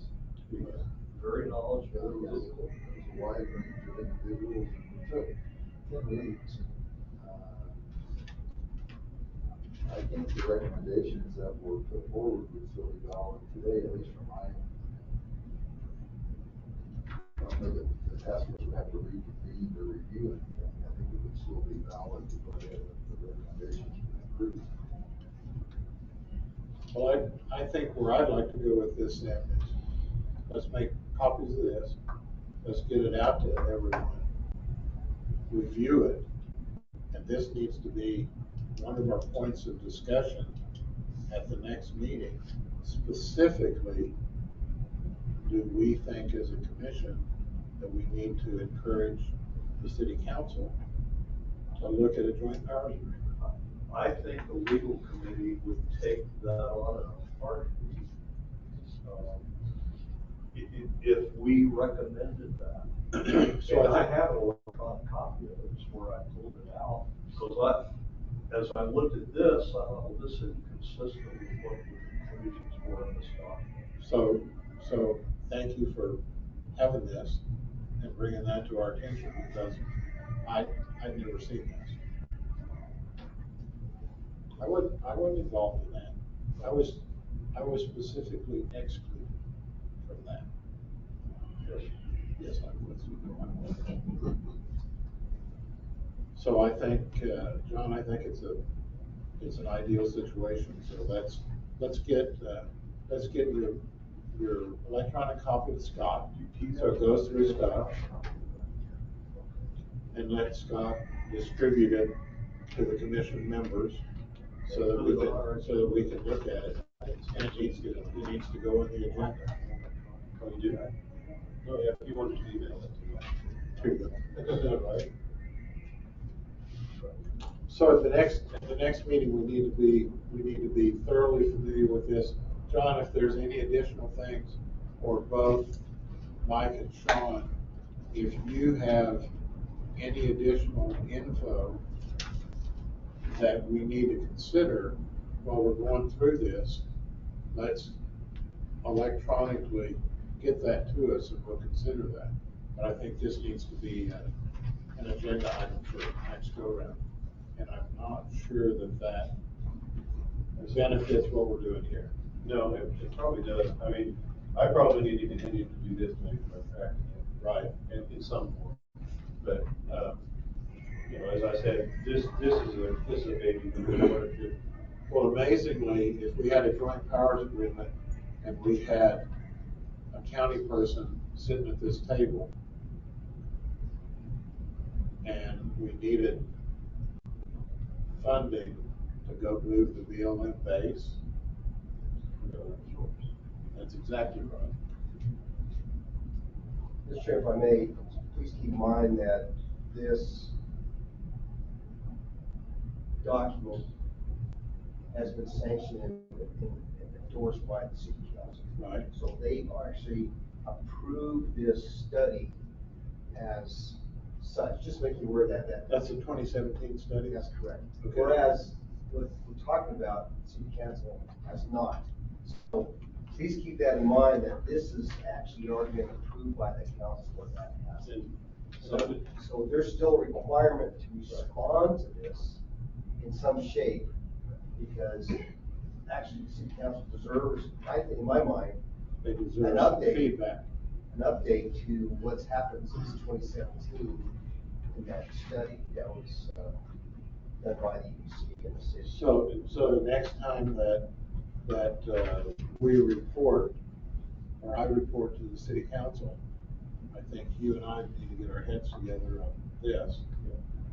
And then also, we should have adequate time to go through, and reach some conclusion on, do we recommend a joint powers agreement? Which is what their group recommended a year ago, and nothing ever came of it. For history's sake, that we don't have access to, I would suggest discussion with Mr. Ned on what actions he took with the county, because I know he did take some. Because he did chair your committee, did he not? Joe Neb? I think he facilitated it, and didn't chair it, Okay. facilitated it with discussion. Is that your So- recollection? And you did the Ocean County side. So that discussion needs to be you, me, and Mr. Neb. Okay, all right. Well, we've got a lot of work to do over the next 2 or 3 weeks. That's right. Stan Riggs was at that, on that task force. Okay, because as. Representing the county. Okay. And of course, he's still the county attorney attorney. for the Yeah. county. Okay. Do we need to continue to work with this? I'm not sure right now that we do. I think we need to, I understand what you said, Mike. And yes, we I need just to. don't want to lose sight of the fact that That's been county approved. deserves Right. an update on That's right. this from 2017. So I think that could be done through our discussion with Joe Neb, to go through both of these items, and how does he want that presented to the council? And Mr. Chairman, please keep in mind that these action items in the study may require us to provide recommendations to the council Okay. based upon what the result was of the action or inaction. Might be some funding issues, might be some legal, I don't know, we get a variety of things. So let's not forget that might require us to make some further recommendations based upon what's identified.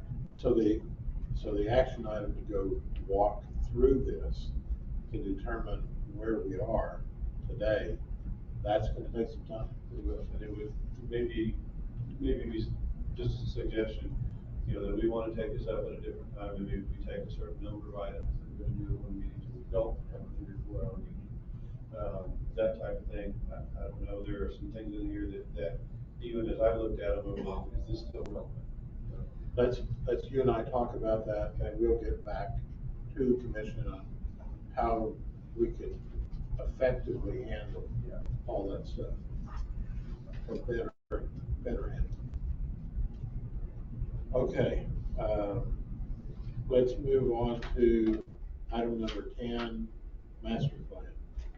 Okay, so first of all, Matt, are you still there? Yep, I'm here. Can you hear me? Yep, good. Just want to check in, make sure the technology is working. Perfect. We are, as you guys know, embarking on our, the beginning of our master plan, update. Last time it was updated was 2012. I'm going to toss it to Matt here in just a second, let him kind of give you a little more of a deeper dive than what I've given you in the past on what the plan does, what we're needing from you guys. But my intention today is for you guys to select a technical advisory committee member to address that master plan. So with that, I'll hand it off to Matt and let him talk about the plan and the committee. Thanks. Yeah, so like Scott said, we're just kicking off the master plan. And one of the first steps in that process is establishing the Technical Advisory Committee. We call it the TAC for short. And their role is really just to assist the consultant team with the plan development, provide feedback when we hand out working papers and draft reports, and to review those. And ultimately, they're a liaison to the community. And we see them as members to go out and get feedback and input when those draft reports come out. Typically, so the FAA leaves the TAC members, the composition of that up to the airport. Typically, what we see is a member or two from airport management, a member from the advisory commission, a representative from city council or county council, and then a member either from an airport tenant or someone in the industry that's on the airport. And usually they're about 5 to 7 members for the entire TAC. And so I'd be happy to answer any questions. And then Scott, let me know if you want any other info from the master plan. Mr. Chairman, I think would be at this time, a good idea to nominate someone from this commission as Matt. Yeah, Matt Thomas. Matt mentioned, and I would like to nominate you, Mr. Chairman, representing the commission to be part of that segment, representing this group. There's no objection by anyone else. I would like to make that as a motion. You're getting rid of a lot of stuff. You need more to put in place here.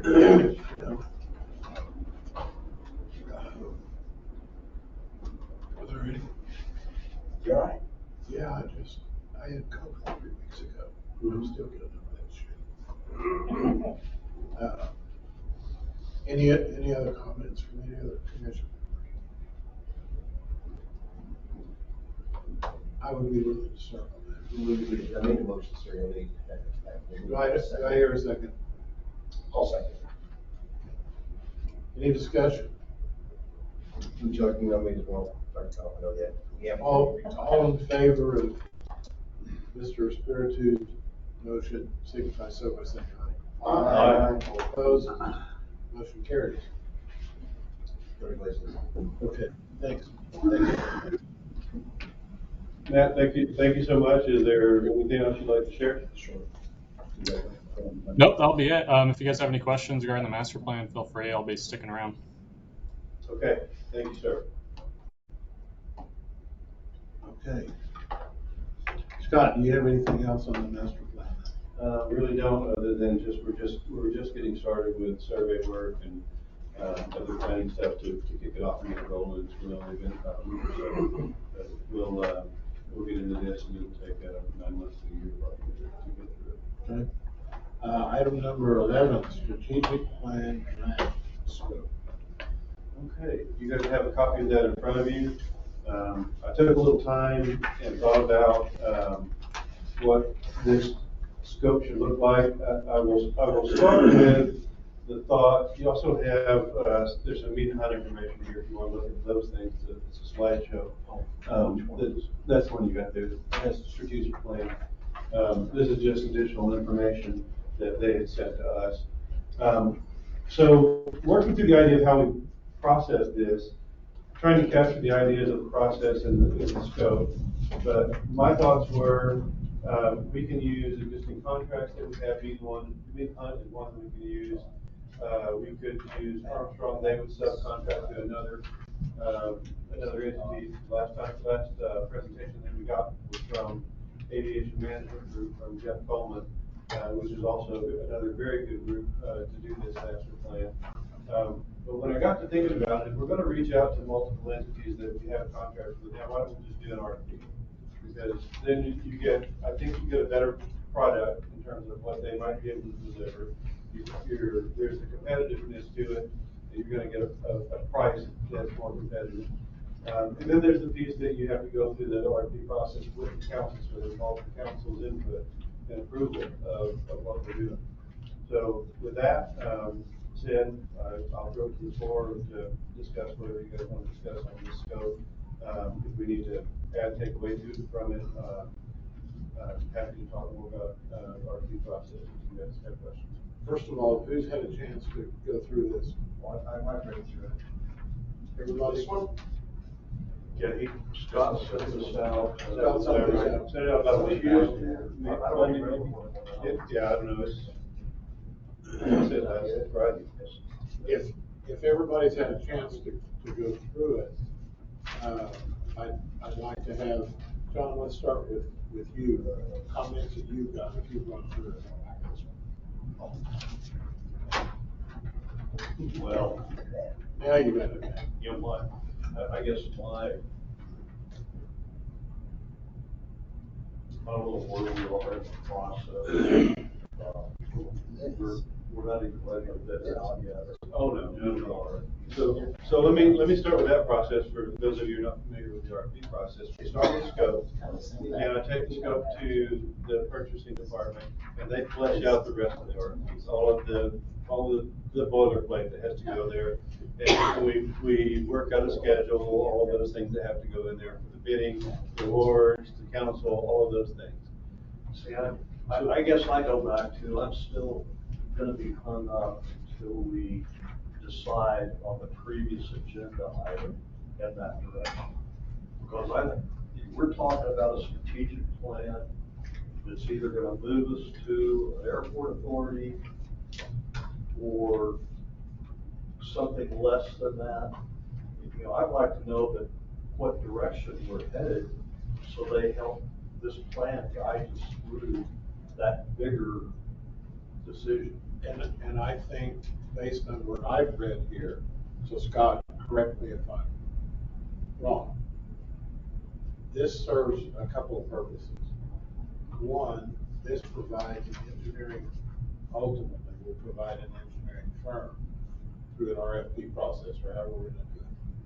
That's gonna tell us what we've got. Okay, we gotta know what we've got first. Correct. Now, we do kind of know what we've got, but obviously there's been a lot of changes to a lot of facilities out here over the last, 12 years? Something like that. So that tells us what we've got. And then in addition to them, this engineering firm telling us what we've got, then they need to start providing information or recommendations. And again, tell me if I'm wrong. No, you're right on so far. Okay. Recommendations to how do we use this? How do we best utilize this? That may mean, John, that may mean that what we do is we tear something down. That may mean that we identify that 3 of the buildings have significant electrical problems, and that needs to be a priority, that we figure out how to get funded in order to keep the existing tenants that we've got. So once we know what we've got, and then some recommendations from the engineers on how best to move forward from where we are, then that provides us a lot of information that doesn't necessarily, John, have anything to do with the organization of the airport. Whether it's got Scott here, or an authority, or whatever it is. I see it as a physical thing. It could be, I mean, honestly, the limitations that we put on it are our own. Okay. And when we write the scope, we tell them what we want to hear about. So this scope that I've read through, I'm not sure what it says. I've read it a couple times. The scope of work at the bottom. Right. That's pretty broad. That's real broad. And I wrote it broad intentionally to have your comments.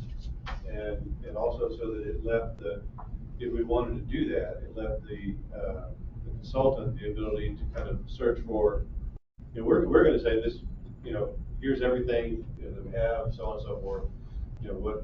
What does it look like? What suggestions do you have for us? And they're gonna do a lot of interviews, they're gonna do a lot of research and dig in deep. And then they're gonna come out with that mission and vision, goals, actionable items, and so on and so forth. But we can tweak this to whatever we want. I know one of the things that's been talked about for months and months, and I still remember that meeting that the city manager put on at the convention center, where we talked about rents and how we arrived at rents and what went into that factor to do that. And yet I don't see anything in this. That's much more immediate than 3 to 5 years. Yeah, that talks about rents, how we arrive at them, what's equitable, how do we, so I think there's a lot of things in this, one, that I don't understand, and two, there's some things that aren't in it that I think need to be in it. Yeah. Okay. So. Mr. Chair, if I could, so just for clarification, there's two different processes that we're talking about. The strategic plan sets the goals for the organization. Right. What you were describing to me would be more of a facility master plan. We talk about the condition of the buildings and what we have in terms of the structures. The strategic plan may include some of the facilities, but really it's more about the organization and what the goals and objectives are for moving the organization forward in a given time. So if the strategic plan is as you suggested, and that makes sense to me, then John's comments earlier are very appropriate. Yes. From the standpoint of how are we going to be organized. When we looked at the one that Aviation Management Group gave to us as a proposal of all the different pieces that might be in it, governance was one of them, and it certainly can be here. So, Sean, do you think that it's more important that we have a direction of how we should be organized and utilize the facility? Or do we need to have the nuts and bolts of where are we right now? Well, so in my experience, you want to have both the strategic plan and the facility master plan. They're two different processes. And if you look at the slide number 4 that Eden had provided, it says, strategic plan is not, and then it says it's not a facility master plan, so it makes it ineligible for FAA funding. Right. So they're two different processes. I think the question I was going to ask Scott is, how long, if we go back and think about the procurement cycle and process that from today, if we were going to move forward and say, yeah, we recommend this, what's the time frame? Just so we have a deeper understanding of how long it would take to actually get the consultant hired if we move forward. Probably 120 to 180 days, the normal procurement. So you're already at the end of the year, so that means it's going to be next year. So what I'm suggesting is if we want to do a strategic plan, we ought to go ahead and move that forward. And in the meantime, we can present information to the council about the Joint Powers Board or the other recommendations that might be forthcoming from the commission. And there would be time to make decisions about that and take it forward. Because So- this process is gonna take a while, so we're trying to get it done. Okay. So from the standpoint of what you've provided us, then where does that fall into, let's go make this happen? Say that again, I'm not sure I understand the question. Well, just like I said previously, I've got some questions on this and some things that I don't think are included in here, but obviously that may not impact the strategic plan. Right. I think it's more of a vision.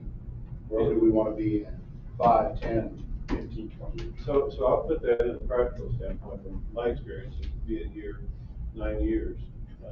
I had mine come in, still got it, you know, and it's morphed a little bit, but you got one, you got one, you got one, you got one, and it's really all about us figuring out what we are, based on all of the stakeholders, you know, what we are, what we have, where we want to go with it.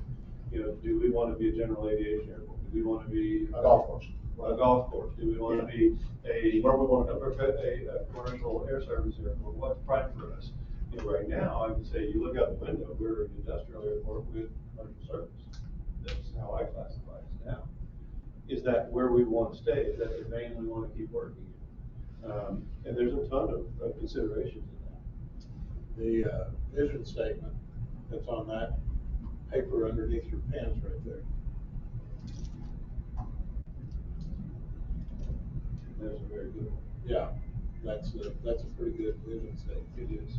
Mr. Chairman, please keep in mind that the strategic plan also helps create the priorities, if you will, of the organization. Yes. You know, the consultant is not going to tell you what you need to do. The consultant's going to facilitate through contact with members of who's ever provided input, the community, city staff, and so on, and this commission and others, to help generate the activity to create the goals and objectives of the organization. So city staff has a plan to move forward on what their priorities truly are.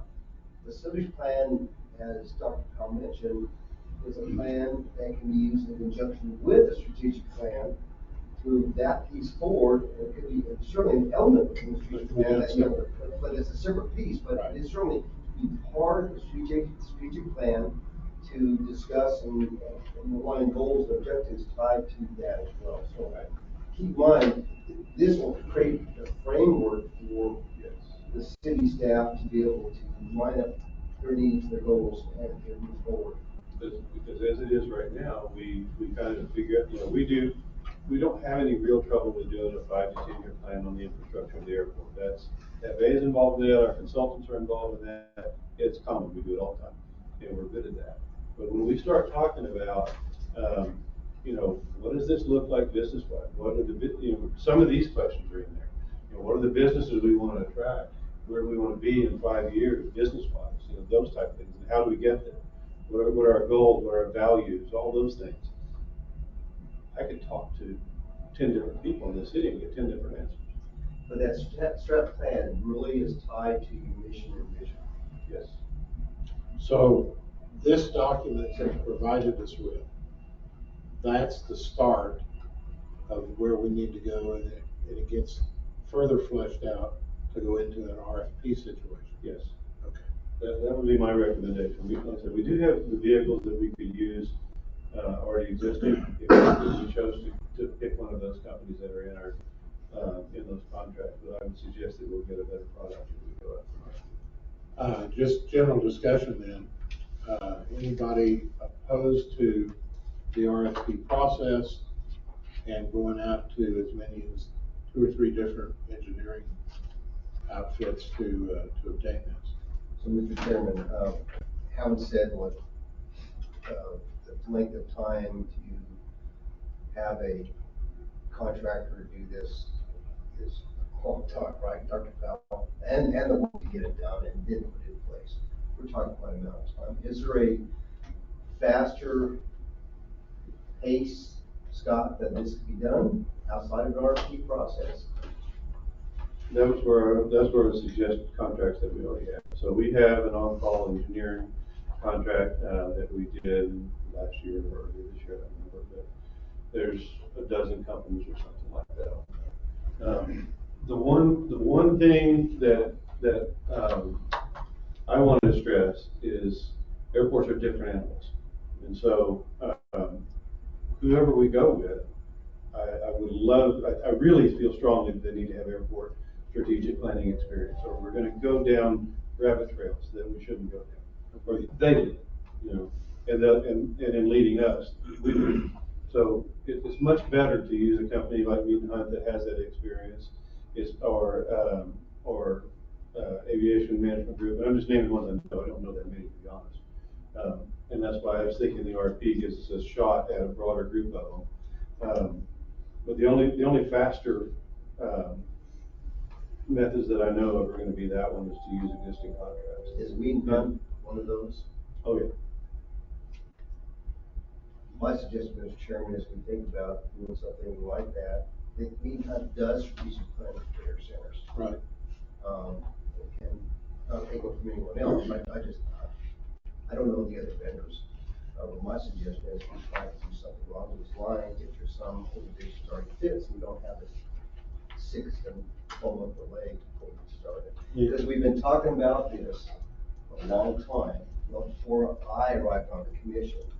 And created a lot of frustration for other commission members who have left as a result of not moving forward with a strategic plan. It's unfair to city staff not to know what the priorities are.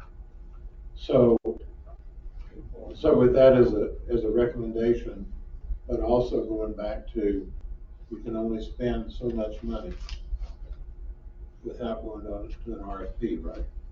Correct. RFP, or using one of those existing contracts. So if we use Mead and Hunt through our existing engineering contracts, we don't have to go to another RFP, because that's already been done. So the only thing we have there is the 60,000 threshold for getting the PO. Right. So it's just one council meeting. But then the What do you council. think the additional cost, just as an estimate, what are we talking about?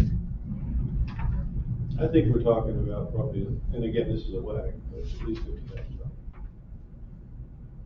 Is that what you think, Mike, or Dr. Powell? I mean, it's hard for me to say, because that's just not what it works. So I can just give you when we did the strategic plan last at the campus, we did it internally, so we didn't have an outside consultant.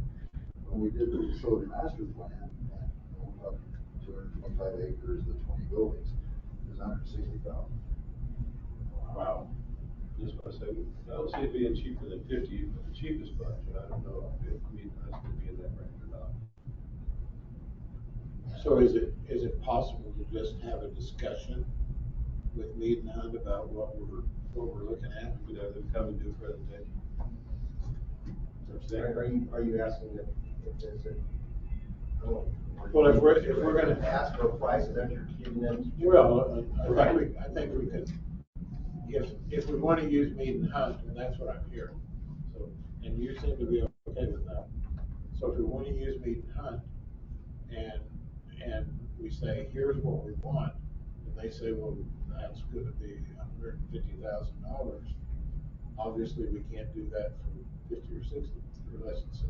Well, that's gonna go before council, right, so, for approval. So, that's something to consider. And so from that standpoint, from the council, I mean, we just pissed and moaned, about $60,000.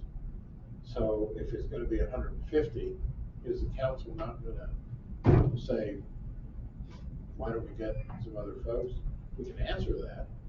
Well, and that's where, you know, again, it's just one process or the other, but that's where the RFP comes in. If we did that, then they can't ask that, the process. Yeah. And we did get those proposals. Well, keep in mind too, Mr. Chairman, that if we get the grant for this $67,000, and we're putting up half of it, we only have half of that to use towards this grant. Right.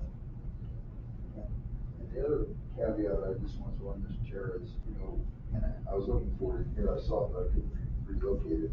You know, this is a process that's gonna take 6 months to a year once they get started, Right. to get to the final step of the strategic plan. And there's no way, I mean, obviously, there's no way that the city can do this. No, there's no way staff can do it. I mean, the university did it, but the city can't do this, they don't have the skills to do this. Well, even if it is, I mean, I could do it in my department. So we've got to hire a consultant. Yeah, it's a different level of Yeah. complexity up here. Don't have any options. And I would suggest too, with as much interest as there is in this air center, that it would be very, very difficult for anybody within the city to facilitate that. It would be hard. We're gonna wind up in arguments that we do not wind up in if someone from the outside was. So back to your. So right- you know, so that right- needs to be someone that's- It needs to be someone neutral. So right now, we've got this draft of your document. So where do we go from here? I would suggest that if, this is getting a little long in this meeting, are you guys comfortable with what's in here? I'm here to provide that you guys. I've read Mark's stuff up. And so I think probably the best thing to do would be to readdress this next meeting with the markups. Well, have you had a chance to mark anything up on this, John? Sean, have you? Mike? Okay, all I did was go through it and mark up a few things. That's what I tried Do to we do. want to wait till the next meeting, which we know is in September already? I would suggest share your markups now, Right. and let's start so Scott can get, move ahead. That's what I'm thinking. We can, I think, Well, before we do that, it sounds like not everyone has really had a chance to look at this, to digest it. Is that correct? Correct. Okay, we've read it, maybe, scanned it, maybe, but as far as digesting it, we have not. So I'm not sure what Open Meetings Act issues we would have with doing that, but I think in general, not too much. General, as long as we come back to the meeting and address it there. Does that make sense? Yeah, and I think you could even move it to your purchasing office to get their input. And you could have that for the next meeting too. Yeah, I can do that. That's 6 weeks is a long time to, so No, let's move it ahead. once we get close on the scope, really, they're gonna pick this up and just insert it into the boilerplate. So it's not all that hard. The thing that we have a little discussion over is what the dates are. And then we look at, coming up with a scoring system, and later we pick, committee members to do the scoring. So I'll walk through with Scott, we don't need to take time to do that right now, but I'll walk through with my concerns on this. If each of you would take the time to digest what we've got here, and if you've got individual comments that can go to Scott, that he can tune this up a little bit, but then if you'll get it off to purchasing, so that they can start putting that together, and then we've got to have it. We can't get this the day before. We've got to have it a week before our next meeting, so that we can look at what you've got. I mean, we just can't do that. So, Mr. Chairman, if I had a question, time ago, so, provided that's done, you'll get your input from your purchasing folks, whatever whatever actions that might be. And then it needs to be drafted to go to legal. Is that the next step after? Yeah, you guys make a recommendation to legal, and then the council. Okay. Does it need anyone else besides legal? Maybe the finance, depending on how we choose to fund it.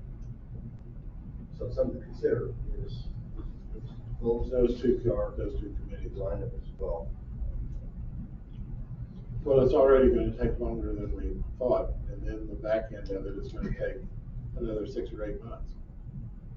Well, it takes me involved in this. But we need to start, as opposed to just not getting anything done. It takes one step, sir, to get moving. Okay. Yeah. All right. One thing on this right here, this looks like this would take a lot of manpower to do and everything like that. My past experience used to go to colleges and sit down and say, here's your semester project students. If we knew somebody who ran a college. I don't know if that's. I don't think- Again, the complexity of Air Center versus a college in this example. That's another commercial business. Yeah. Yeah. I think the main college guy that's sitting here doesn't even really touch it. So there you go. A good project for them to get. So there you go, Matt. All right, Scott, are we Do we have a direction on this now? I think we're I good. don't know. Thank you. Thank you. Come up with great things. Okay, anybody else? It looks like we're down to item number 12, agenda items for the September meeting, not August meeting. I would like to see the year-to-date financial statements. Well, let's see, we're talking about the meeting next September. Right. Second So- Tuesday. July, August. The financial statements for this enterprise fund, not some summary, but enough details that would allow us to look at things like, is there room to increase the PFC? To start building some funds for redoing the terminal? Are there fees we could charge or tack on to the rental car? I tell you, when I go to California, you wouldn't believe the things that are rolled into taxes. And Go to Dallas. Yeah, well, that's, California's worse. Yeah. But things that the visitors into the community can help support rather than always the residents or the taxpayers here. John, why don't you take enough time to get with Scott before he leaves? Are you leaving tomorrow? Okay, So the then when you come issue- back next week, You call me anytime. to define for him what you'd like to see in the report. But again, it's the overall financial, what's being generated out here and where the expenses are, to give us an idea of, well, what can we look at and do better? Because we don't have a clue right now. Well, And the audited statements are so summarized, you can't tell it.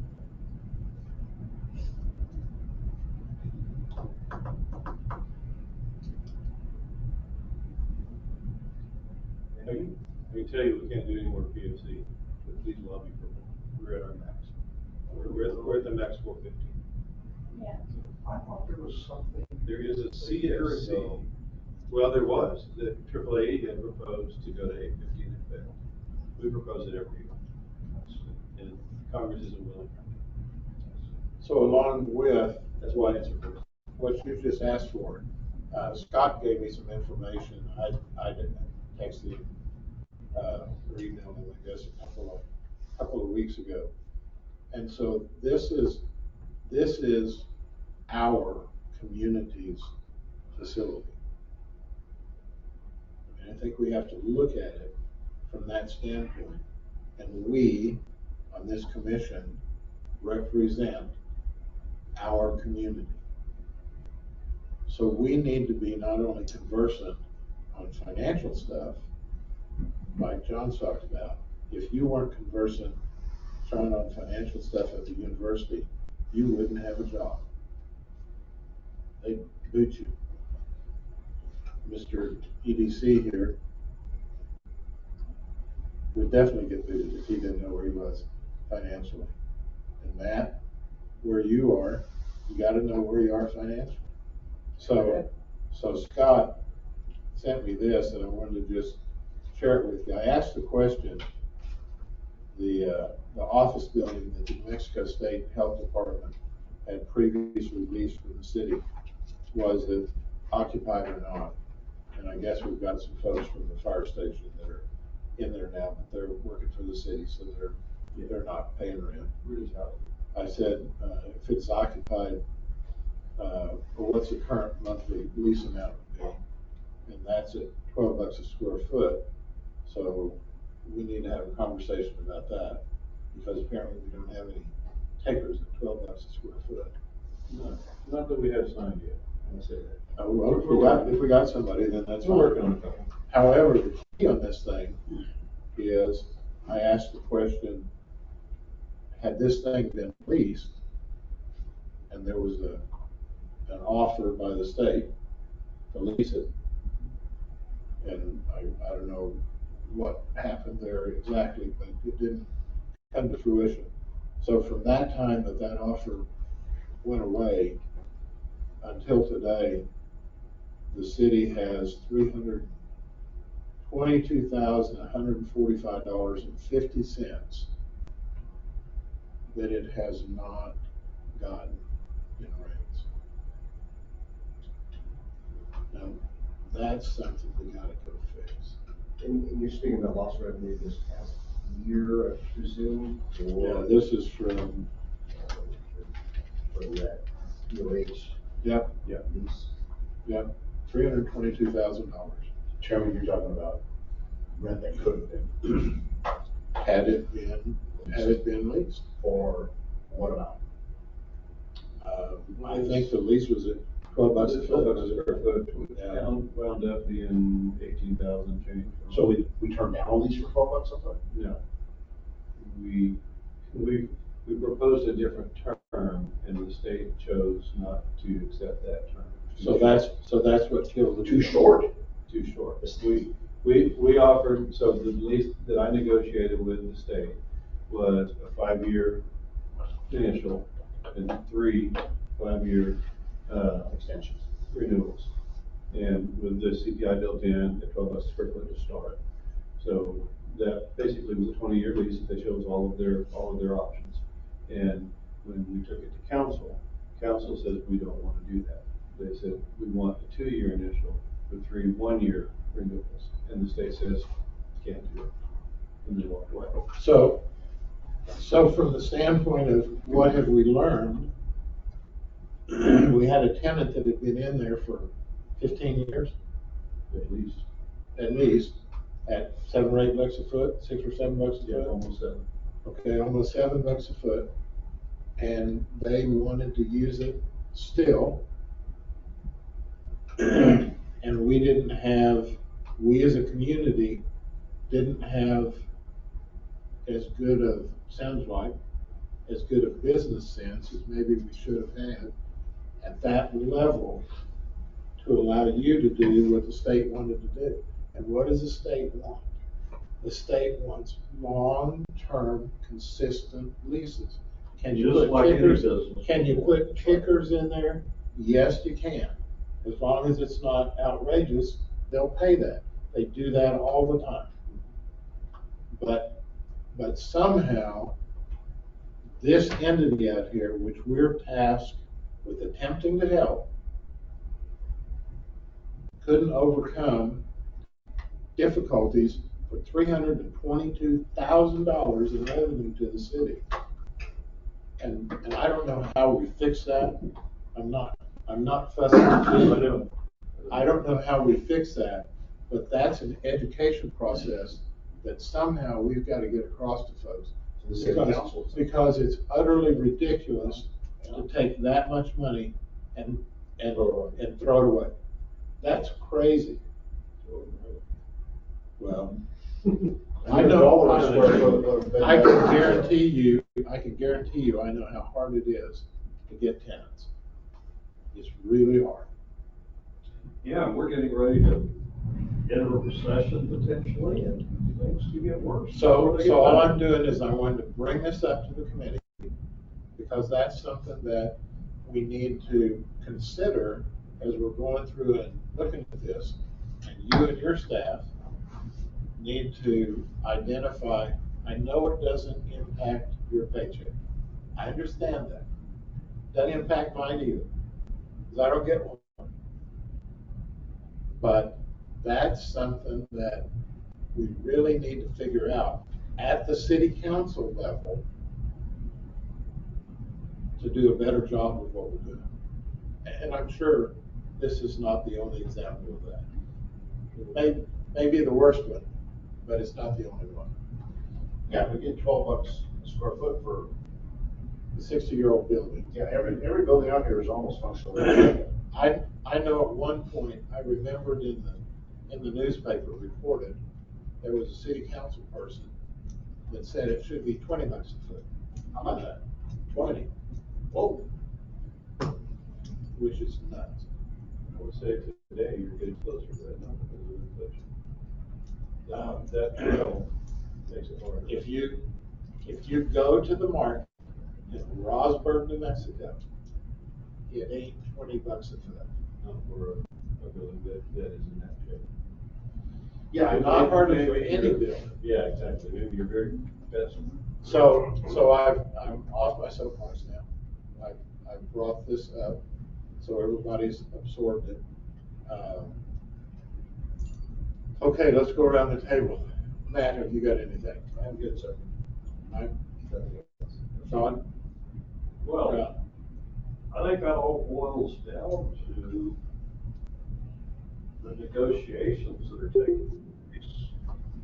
Does that tell you that they've done unreasonable and what needs to be done to correct it? And I can't answer that. But those are things that we need to consider as we move through this process. And I know there are still leases, tenants that have been here a long time on the business side of things that have not been renewed. And, unfortunately, in litigation, but the others that we want to retain, how do we smooth over those hard feelings that are out there? If we could take government out of the negotiations, it would probably go a lot better.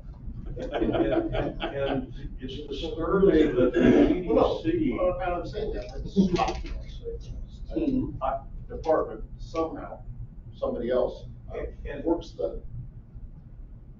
Along the lines of just what you're describing, sir. I think we've got a great economic developer that by contract has been precluded from helping and smoothing relations with these tenants.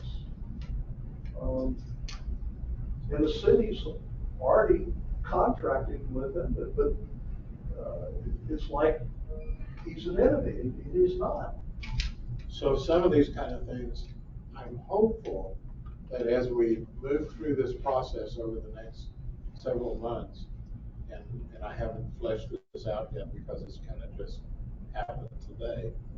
But what I'd like to do is, with your permission and Scott's help, present stuff that we've come up with here that are important for the council. Do get that directly to the city council. I'm not sure that's happening. I think that's a very important, that's a very important comment. I've only been on this commission for a short time, and I have never seen anything go before the council to provide them an update of what this committee has accomplished. We are appointed members that form the work of the city, providing recommendations and add to it. I think that you, Mr. Chairman, providing some type of feedback to the council on the key issues, not everything, but maybe some of the key issues that we're discussing, I think is really important. I understand, and correct me if I'm wrong, Scott, but I understand at one point we had an airport committee before this commission started. And that committee actually did report to the council. They were the council. And I think it's important that we foster that awareness. And that impacts these lease rates that you mentioned and that John mentioned. That impacts things like that they don't know, or may be unaware of, on how the work that we're trying to convene can help benefit our community. So I would hope that with the skills and knowledge base that we've got on this commission, with staff help, that we can provide that input to the city council and hopefully allow and or encourage them to make better informed decisions maybe than what we did here. So hopefully we can accomplish that. It won't be in September, but. Mr. Chairman, I may add that it's also good for our tenants because, unless they're here from you, they are oblivious to to discussions that may be impacting their business. And at least they'll be able to access information from different perspective, because they are our tenants, they are out there paying their bills and creating jobs and so on. That they have a right to know how this organization is benefiting them or hurting them. So Isaac, pat on the back, thanks for being here. Well, you And know, thanks for being attentive. yeah, and I Thanks love for it. putting up with it all this time. And I'm learning a lot too. I appreciate you guys allowing me here. It was very informative. I took a lot of good notes. I'm gonna use back in office. So. Okay. Uh-oh, all right, here we go. Maybe we shouldn't charge. I'll get Tim over there from Armstrong to picture. Tim's been quiet. I'm just Have you just got, here for information. have you got any comments, Tim? No, sir. Okay. We're good. All right. A lot of work with you, Peter, so. Do we have anybody online? Can you tell Lisa? Matt is probably. We may have a public comment. Just Matt. Matt? Thomason. Matt, do you have any comments for us? Not at this moment, thanks. Thank you. All right, we'll immediately go to, okay, let's set these up as agenda items. We've got a good handle on that. If there are no further comments, do I hear a motion for the meeting to be adjourned? So moved.